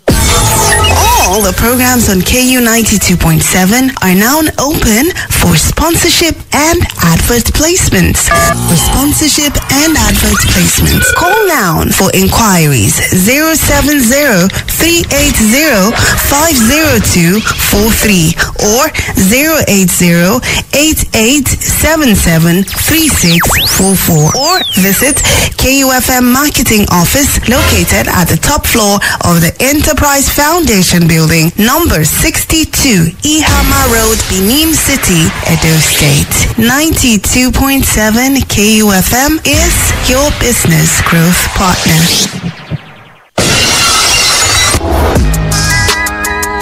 Do you know that following people without their consent is stalking and it's an offense? Don't be an offender. We give our consent for you to follow us on all our social media platforms. On Facebook at KUFM Nigeria, on Instagram at KUFM Nigeria, on Twitter at KUFM Nigeria. Check out the latest pictures and videos and catch breaking news, entertainment gist, trending issues and happenings on social media by following us at KUFM Nigeria across the various platforms. KUFM, turn on excitement. Hey, my friend, longest time. Keep your distance. Are we quarreling? Haven't you heard that coronavirus has entered Nigeria and people are contracting the virus every day? But I use hand sanitizer to clean my hand. I can't contract it. That's a good step, but it's not enough. No handshakes, no hugging. Practice physical distancing by simply increasing the space between you and other people to prevent the spread of coronavirus. Truth is, stay at home. I'm only out because I came to buy food items for emergency. You have to take responsibility to prevent the spread of coronavirus. Avoid areas where there are lots of people. Ensure to keep a physical distance of at least 2 meters from other people. Wash your hands with soap and running water regularly and do not touch your face, eyes and mouth if you have not washed your hands. Take responsibility. Do it for you and the rest of us. This message is from the Federal Ministry of Health, the Nigeria Center for Disease Control, and its partners. Hello, business owners and service providers. Your station of choice, KUFM 92.7 Benin City, is out with another bumper offer. Introducing KU Awoof Market. We are giving huge discounts on adverts at specific times of the day. That means you don't have any reason not to let the world know about your products and services. Cause no matter the size of your pocket, KUFM has got you covered. For inquiries, please call 0703 805 0243 or 0807 401 4147. Hurry now and take advantage of this wonderful offer to advertise your goods and services on KUFM at mouth-watering discounts. KU Awoof Market gives you massive exposure with the station's wide reach across its terrestrial and online platforms at lower rates. KUFM, your business growth partner. And our time to serve is now. The glory of the new Edo nation will forever be our pride. Beautiful Edo, glorious Edo, you're the heartbeats of Nigeria. Beautiful Edo, glorious Edo, stars are singing over you. You're the land people dream to be. Our treasures are found in all nations, and our greatness is second to none. Our history forever shall be written, how our kings have endured all times. Our people cultured in unity, our hearts beat for the land. Rich culture, stories of heroes, legacies forever be. Beautiful Edo, glorious Edo, you're the heartbeat of Nigeria. Beautiful Edo, glorious Edo, stars are singing over you. You're the land people dream to be. Unite and stand with each other, forgive and let it go. Together we can stand, come what may, and our future lies in us. Teach our children to teach their children what our fathers taught. To fear and love the Creator, only then shall we succeed. Beautiful Edo, glorious Edo, you're the heartbeat of Nigeria. Beautiful Edo, glorious Edo, stars are singing over you. You're the land people dream to be.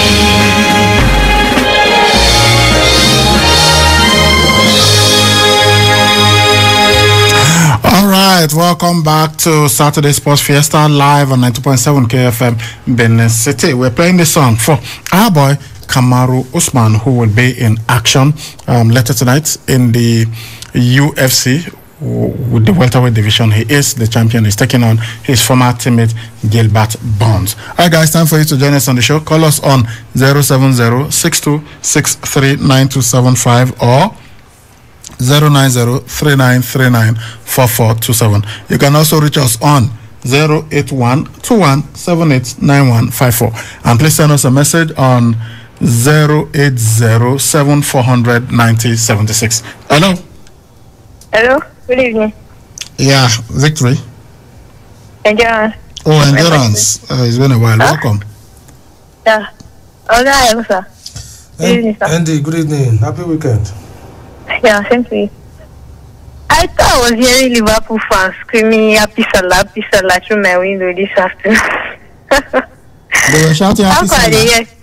No, yes, I didn't hear when they shout happy Salah. They were screaming that Salah scored for them. So I was surprised. How come I didn't say they lost 3-1? They were beaten, no? Wow. Like one Liverpool fan will say after they win every match, God is a Liverpool fan. I also got to see the Liverpool side. And for Chelsea, I pray they win their match on Monday, so can top Liverpool. Burnley match, how far? Burnley 3-0 up. 7 minutes. Okay, no problem. Oh, play me Chelsea anthem, Real Madrid anthem, and FC Fayumba's anthem. Okay. Sorry, I thought you were done, Jonas. Thank you. Hello. Good evening, sir. Good evening, Barcelona. Yes, it's Barcelona. Okay, good evening, sir. Pastor, good evening.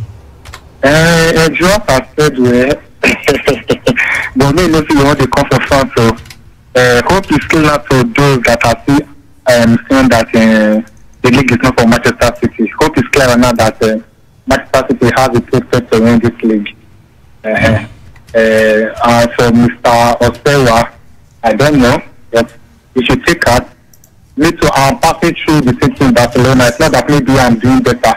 And the Caucasian match now, I just that night, I know if you sleep, I know. You play me Barcelona, not if you change them. Lionel Messi song, AC Milan accent. I wish my team United the best. Even if I don't know, but I wish them the best. I wish them the best. And I do it. Thank you for the opening the day. Hello. Jose Mourinho. Yeah, Jose Mourinho, welcome. Yeah, please, I need some time. A friend of mine, one time when Barcelona defeated Chelsea, I think in Stamford Bridge, he sang a song, because he's a Liverpool fan, he sang a song that said, Stamford Bridge is falling down. Stamford Bridge is falling down, my dear. Then he called my name. So today I want to sing for Liverpool too. Liverpool is falling down. Liverpool is falling down. My dear Nosa. His name is Nosa. So I'm very happy today, as you can see. When they were shouting Salah, they were also shouting it in my area. We have so many noisy Liverpool fans in my street. So I'm very happy. It's not who calls the police first that wins the case. Sometimes you have to go to court and see how things goes. I'm very, very happy. Though I'm not happy for Liverpool to have a very strong margin, but I don't know. I think Leicester City can be our next hope, even if I'm a Chelsea fan. I hope they keep fighting. I hope they win. I hope that Iheanacho also, through this form that the club is in right now, he can be able to pick up himself and establish himself instead of being loaned to Fenerbahce or whatever. I'm very, very happy. Man, I didn't see it coming. They just made my day. It's a Valentine gift to me, even if I don't believe in Valentine's. So I want to speak about Real Madrid. Yes, I'm hearing that Zidane is leaving at the end of the season. From somebody in Madrid, like you said to me, you were making like a conclusion. So yeah, I think they have to start to build again. I don't know who they are bringing. Zidane is saying he's not really not coaching France. That means this something's already happening between Zidane and Real Madrid. As for Chelsea, again, I wish them good luck. I hope they can win. But so happy. My Liverpool fans are quiet now. I'm calling my friend. He's not answering his call. Please, Ibrahim, let me tell him to answer his call by playing me Affinity comparison with Juan Kwakanu and John Mikaobi. Thank you very much. Right. Thank you. Thank you. Hello. Hello, guys. Brian, good evening. Hey, Madrid, don't come. Yeah, Madrid is in. Good evening, Oga. Good evening, Madrid. Okay, Brian, the question I'm asking is, who is going to stop Paulo Nacho from scoring? Paulo Nacho? Yes, who can stop him from scoring? In his club? Yes, That one no concern us now. American score for Nigeria. That is the issue now. Because somebody is banging in goals, 23 goals. Yet he cannot score. That's a serious matter. Because our main striker. No, but that was a long time ago. Let's not forget that. He has been scoring. Yeah, I know, but he hasn't been in this kind of red streak. So let's see what happens the next time he comes. What you are saying now that in the next match, I think it is against Benin, the qualifier. Yeah, against Benin. That should be on the 22nd of March. Then the one against Lesotho is on the 30th of March. Okay, that means we can vote for him. Because it is time for us to sing it into the manager's ears. Yeah, we cannot have a striker who is scoring goals left and right in his club. And he's just scoring for us. Like, we are due to win the 4th African Cup of League. Well, Nigeria is supposed to have won that cup up to 4-5 times. So we have to win it this time. We have got some very good strikers in Europe. The American man is there. Paul Onacho is there. Even if Victor Osimhen has not been impressive in his club, he's still there. With this caliber of striker, we should win the Nations Cup. That is my concern. Thank you very much. Hello. Hello, guy, Brian. Good evening. Danjuma, welcome. Guy, what's up? Good evening. Good evening, Danjuma. Like you rightly talking. Follow no, actually, who made the call those go for Nigeria.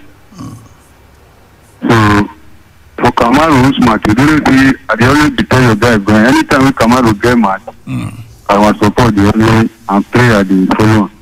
So, me, no get any shaky of match. That match, you don't get the winner and to celebrate, I remember.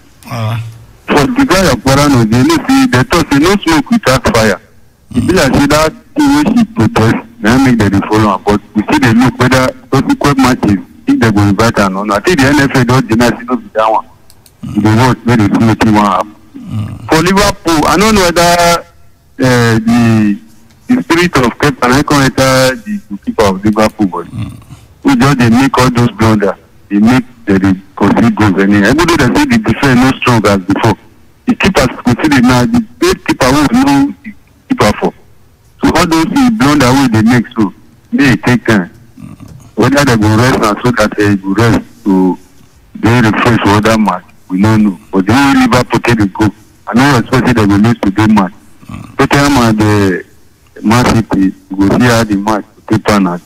Jose Mourinho and Pep Guardiola go see the organ at the top. So go play me my usual.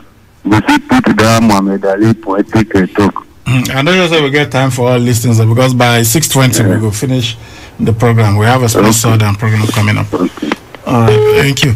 Something serious has happened in this match. Crystal Palace versus Burnley. A player for Burnley has been down for quite some time now. I don't know if it's a head injury, if there's going to be a concussion and substitution. It seems like it is me and Shane Long has come in. So don't know. It's been down. It's a serious injury. Yes. Serious injury. We hope he gets back on his feet, and we hope the medics are able to. He's been stretched out off, and they had to take some time to treat him. Was it? Yeah, it's. And he just went down. Yeah, his teammates, as they were chasing the ball, it kind of hit his shoulder. It's kind of a shoulder pull. Okay, so it's not the head. No, the shoder pull. Okay. Sometimes when you have your shoulder, you can't just move and you can't do anything. So I hope he gets better on time. Yeah, it was a clash with Ben May collided with Jordan Ayew, but it's now been taken off. So we'll see what will come out of it. Wish him speedy recovery, but as I said, Shane Long has come on to replace him. Okay, but it is still Crystal Palace nil, Burnley 3. Hello. Hello, my junior. That's available. Welcome, sir. Yeah, how are you? Fine, sir. I just the whole program. Let me just greet you guys. And make reference to our guest going to Turkey, Abi. Yes. And we make a statement by saying no compose matches. Yes. Yes. What we were trying to say is that if you break it down, if you remove none, compost meant that you can take decision on your own. Yeah. But if you put no compost methods, that means the coach was not able to take decision on his own. So I don't want to use modern words that they use, but exactly. we can finally use there are other words that are followed up. So that shows that the coach is not in control. That was Olise trying to say. That next time you should allow him to be in charge to avoid the injustice. Yes, that's the Latin legal meaning of it. All right, sir. Thank you very much. So I commend you guys. Arsenal still on the unit at all. I would not hear anything about them at all. Are they still what? Arsenal, are they still on the unit? Or they have gone back to 15 again? Which unit? I hope by unit you do not mean whether they are among those who are that is competing to win the title. 1 to 10. Yeah, okay. 1 to 10. They are is it 11th now? Arsenal 11th. Arsenal 11th. 31 points on 23 matches. You see, huh? But the game they were supposed to win, they will not win it. And Ateta is sitting down there and they do it. Well, it's okay. It's their money they are spending. They are just only enjoying it. It's all right. God bless you guys. Hello, sir. Hello, sir. Hello. Good sir. Welcome, sir. All right. I love you guys. Oh, I love you, sir. All right. Bye-bye. And by the way, today is the birthday of one of our biggest fans, Prince Johnson Agogo. Happy birthday, sir. We know you are a Chelsea fan, so we've lined up the Chelsea anthem. And then my younger brother, Muritala Mohammed, as I've mentioned here before, my dad named him after the late head of states, General Muritala Mohammed. Today is also his birthday because he was born on the 13th of February. Hello. Hello, good evening. Good evening, welcome. Peter from Benin. Great to have you, Peter. Yeah. So I want to ask this two young guys. They always call on your program. But Samuel, for this year, I've not heard his voice as compared to before. There's one young man also, he's a Man U fan. He normally calls. I think one time there was time he won KUFM of the year, either last year or last year. I've forgotten his name. If you can remind me, I don't know what happened. They have not been calling now. Young man, one KU fan of the year and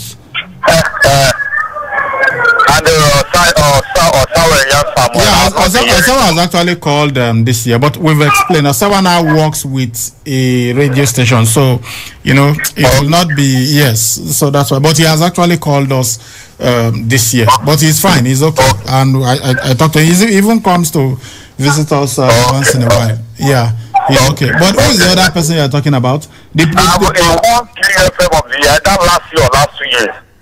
I have forgotten his name. Except maybe it's the sports fan of the year you are talking about. It's a Man U fan. And now Samson. That's good. That is the name. Yes, now Samson. What happened? He has not been coming. He travel. It calls, but you know, just the way people complain that it's difficult to get through. So that's the thing. And the way you're calling him a young man, I hope you are very old. I hope you are because the way you said one young man. So I don't know if you know Nauru Samson. I have not seen him in person. I only heard his voice. I don't know whether he's old or young. He's not an old man, but I don't know how old you are. He might even be older than you are. So please let's just not just say young man. Except if you are over 80, you can call him a young man. Okay, I'm just early 40. Okay. No, so please do not call him a young man. No. Don't call him a young man. He should be the one who will be calling you a young man. Because I've not seen his face before. Sorry for that. Okay. Please, I'm a Chelsea fan. This Egimba and Rivers United. When are they playing the match? It's on Sunday. Tomorrow. Okay, on Sunday. Who is playing home first? Sorry? Emba is home. Okay. Whichever way, anybody that won the match, all of them are one. They are our own. Okay. I win them well. Thank you very much. By the way, Osawa, hold on. Osawa just sent me a message. He said someone just told me Endurance is mocking Liverpool. Chai. So Sawa is still very much with us. He's listening to you right now. You know, I'm a very fan of that young lad. I love him so much. That is why you can call Osawa a young man, but not an Nauru Samson. I don't understand. Okay. Thank you very much. Yeah, thank you. Okay. Bye-bye. Endurance, the mock Liverpool, he said they were shouting Happy Salah. Well, now something has happened to them. Hello. Hello, good evening, sir. Good evening, welcome. Okay, sir, good evening, sir. Good evening, Loga. This is Liverpool number 1. Welcome, Liverpool number 1. Hi, Liverpool, if I don't take time, number 8 when I go turn to very soon. I don't know what they do to the club. I don't know what they happen to them. I don't look into the team, but they play football, but to win match has become a problem to them. I don't know what is happening. But so long as they continue to use midfielder to play defense, it will be having problem because Liverpool are not used to that system before. You can see the match today and the changes he made now. Whether he has started lacking ideas, I don't know. This is not like Liverpool club when he made change. That is a difference. If you watch Man City match, as he brought those 3 players and removed Alcantara and the other 2 guys, Man City dominated the match. That was when the goals come, apart from the mistake that goalkeeper made today. He removed Jones and put Chamberlain. And Jones was one of the players that was in that match as that match was going on because the guy was playing well.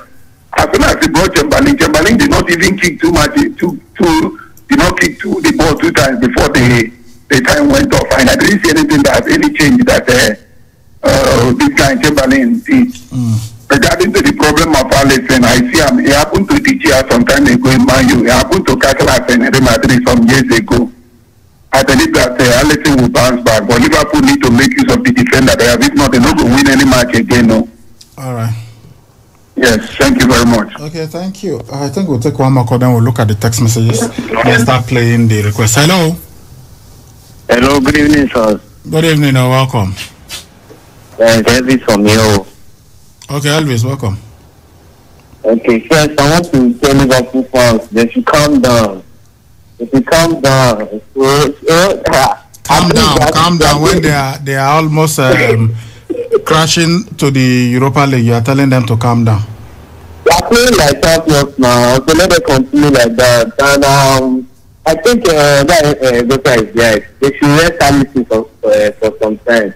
Because I think he's under pressure right now because of the mistake he's making. So they should rest him.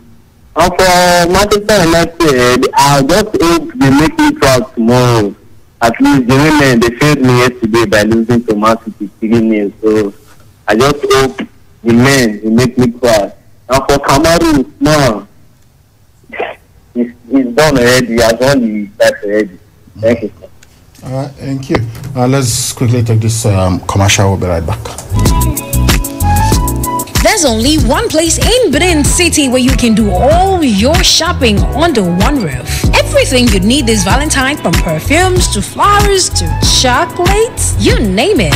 A Rolac. Feel Hallmark Supermarkets. We are number 107 Sapler Road, Benin City. Working for all your needs: groceries, home appliances, electronics, gift items, cosmetics, clothing for male, female, and children. If we don't have it, it doesn't exist. Visit Phil Hallmark Supermarket today at 107 Sapler Road, Benin City, or call 0809-595-7574. Happy Valentine's from Phil Hallmark Supermarket, the mark of excellence.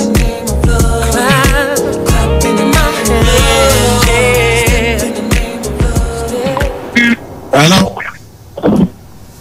Hello. Good evening. Good evening. Welcome. It's Greg Honors. Hey, Greg Honors. Welcome. I beg you, brother. I congratulate Leicester City. Our 2 brothers are there, Didi and Yenacho. I also congratulate Liverpool. They are defending champions. We don't expect them to win always because all other teams are running after them. So losing, just that they are losing back to back. That is the difference. Otherwise, champions need to lose. So they should take it easy. Nothing for that. Still in top 4. They are still trying to make top 4. I believe they will still go. Champions League next season, unlike my team. So nothing for yet. The only thing they will not win the league. Probably they may not win it, or they may win it, because not God knows what will be the next action for any other team, because another team will play this letter that we win today. Tomorrow they may play and lose. And Liverpool play and win. Liverpool will top them. And Chelsea is beating seriously on them, because it is time Chelsea buy a new manager at this stage. You see something turning around for good, but I don't think they're winning the league, but they will make top 4. That is the only thing. And thank you for the good job. I do listen. You and the host, you are really trying. God bless you all. Thank you. God bless you too, great Gunners. Okay, let's. Oh, guys, look, I'm sorry, but we may have to disappoint many people today, because the program will be ending at 6:20 p.m. because of a sponsored program. There are text messages to take, and calls are still coming through. Requests being made. Okay, let's continue with taking the text messages. Hello. Hello, guy, Brian. Yeah, welcome. Yes, my son does. Is this Madrid Duncan? Yes, Madrid Duncan. Okay. Please let them leave Liverpool. Probably it is an end of an era. We know them before they won the league. We know how they were in the wilderness for almost 30 years. So the fact that they have 2 years of success, or should I say 2.5 years, because they struggled with Man City. So Man City eventually won the league 3 seasons ago. Doesn't mean that they have arrived. So let them leave them. This is a way, a roadmap for Jurgen Klopp possibly replaces Zidane if it continues. And then Mohamed Salah ending up in Real Madrid is dream club. So we should not make out anything. Liverpool has been there for over the years, and nobody was talking about them. So the club brought them to prominence in recent times. So it's the end of an era. Thank you very much. All right, thank you. Okay, let's see if we can take your messages now before. Oh my God, more calls coming through. Hello. Good evening. Yeah, welcome. Good evening, sir. Good evening, my brother. Hello? Okay. You've got to speak up. We can barely hear you. Okay. I didn't say you should hang up now. I said speak up. It's World Radio Day. So we allow certain things. Understanding ourselves. You know, that's when you say communication has taken place. Let's speak up. I didn't say hang up. Hello. All right, welcome. Brian, if you see what we are saying about this morning now, so because of somebody speak up about the money, now it's now excluded from that's not. Look, these are speculation. The NFF have said no, that is not it. Some people are saying that is the reason. So let's not take one and say the other side is absolutely wrong. We know that this is the reason. No, we do not know. They have said that is not the reason. Okay, so let us be fair. Okay. So what I'm saying, if that is not the reason, is it not because supposed to come out and say this is why I dropped this? Because I don't see all the other players that they invited. You have every time that the coach releases a team list, he has to explain why some players were not invited. No, except maybe we generally, you know, that we Sabi ask question where we would like to look for trouble. If we can meet the code, then we'll ask, sir, why was Desire Paranoze not invited? She's playing well for our club and she has consistently been one of the best performers. But if he says, well, I just wanted to try other players, or this is just my team, I will invite her in future. Or even if he doesn't invite her, we can't really complain. This is the coach.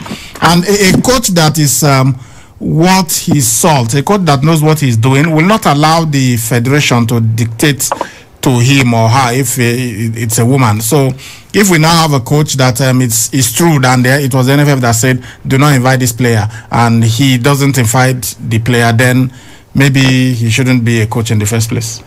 You know why I read this thing? Because the legally where they get speak about this first something we don't want to or something like that.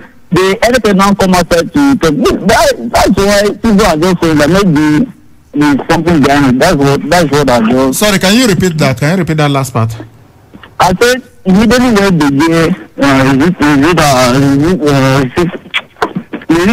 thing for Twitter, something like that. Where she got an interview. Oshola?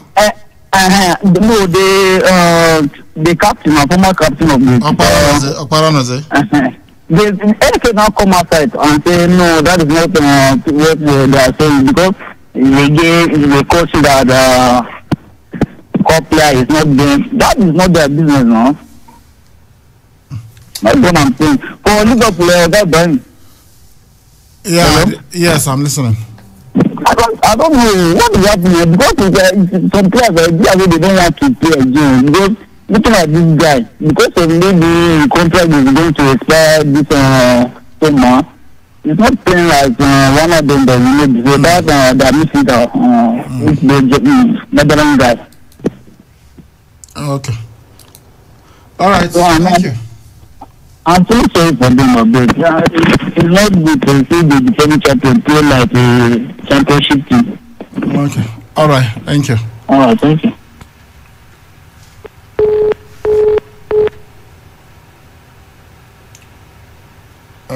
Let's see. Hello.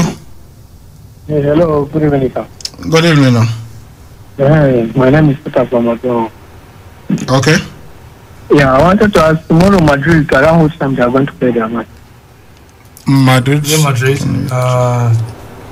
Okay, just give me a second. Okay, their match is slated for 4:15. That's tomorrow. Okay. Thank you, against Valencia. Yeah. All right, bro. Hello. Hello. Good evening. Good evening. Yeah, my name is Danny. I'm calling from Sapia Road. Okay. Yeah. I want to find out Mikel Obi. Where is he now? Mikel Obi is at Stoke City. Is that there? Stoke City. Stoke City. Okay. All right. Thank you. All right. Hello. Hello. Good evening. Yeah. My name is from Pipeline. Okay. I just want you to help me to place you never work alone for my Liverpool friends. Okay. And I want to say, I think Wilfred is one of the most underrated players in the Premier League for the past 5 years or so. Nobody talks about him the way they should. Thank you. That's all. Okay. All right. Appreciate your call. Okay. Let's see. I think we can take your text messages now so that we'll play your request, and then we'll have to leave because, as I told you, a sponsored program is coming up at 6:20. This one says, okay, Brian, tell us how I say I no mock Liverpool. Now waiting happen for my area. I talk Osawa, no worry, God is a Liverpool fan. Endurance from Airport Road. Okay, or Endurance Osawa, Endurance says she had some people shouting happy Salah, happy Salah. So, it was because Salah scored, so she was surprised when she heard us saying that Liverpool lost. Good evening, sports machines. How is KUFM? When will Man U be playing? I wish Imba and Rivers United the best as they meet in the Confederation Cup. Evangelist Nusa Osazua from Aurora Quarters. Man U playing tomorrow 3 p.m. I wait to West Bromwich Albion. This one says, hello, good evening, Oga Ibrahim and Egusa, and a happy World Radio Day to you. My name is Hassan texting from Ugbawa about the match that took place between Leicester City and Liverpool. It was a terrible decision by Alisson Becker to come out of his goal, which resulted in the second goal for Leicester. I see no reason for him to have come out that Kabak has already got himself prepared to clear out the danger. And once again, it was a poor performance from Liverpool, but I've still got to applaud Roberto Firmino for that lovely footwork in providing the assist for Mohamed Salah's goal. It was a touch of brilliance from him. Keep up the good job. Thanks. Oga Ibrahim, this Jason Tatum, is he related to Channing Tatum? Been hearing his name for some time now from you. Jones from Omore Road. It's not, is there every name that is you that are related? So every Jackson is related. Samuel L. Jackson is not related to Michael Jackson. I don't know if they are related in any way. Okay, he's talking about Channing Tatum, the actor who has been in. If he's related to Jason of yes, the Jason Tatum of the basketball player. I don't know if they are related.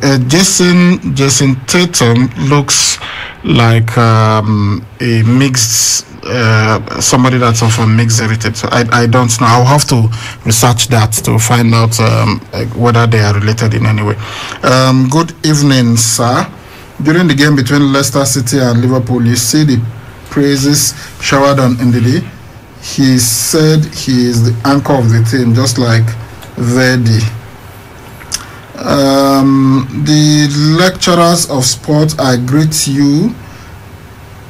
Agbolahor was used and dumped. Okay, I mean Gabriel Agbolahor was used and dumped by England.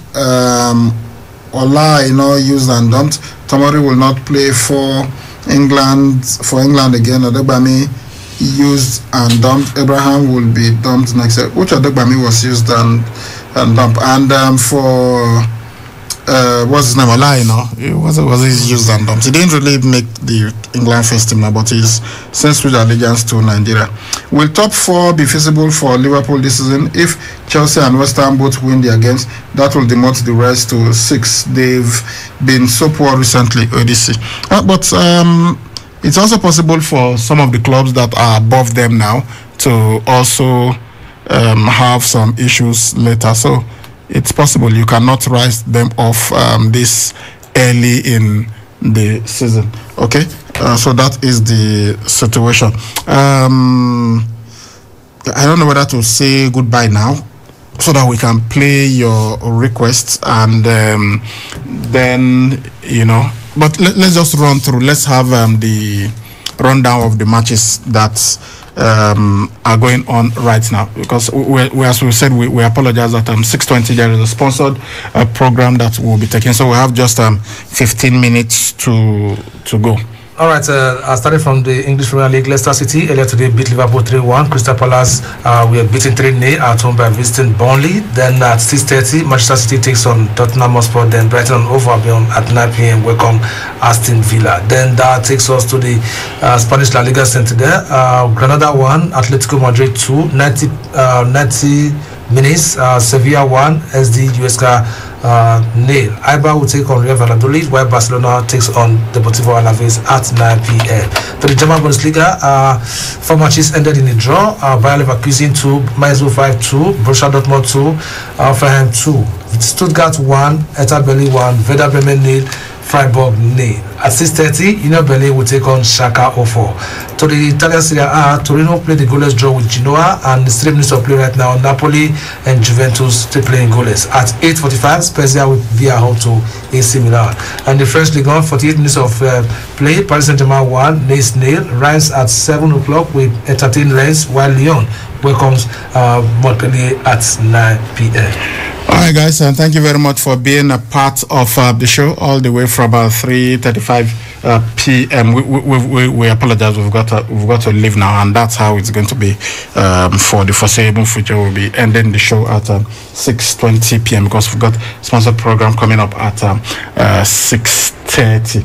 Okay, guys, your requests have been lined up. We'll play them. Just enjoy yourself. And we apologize if we are unable to take some because there are so many. All right, guys, I will see you on Monday. Hopefully, we will be celebrating Kamaru Usman retaining his UFC welterweight title. Thank you very much, and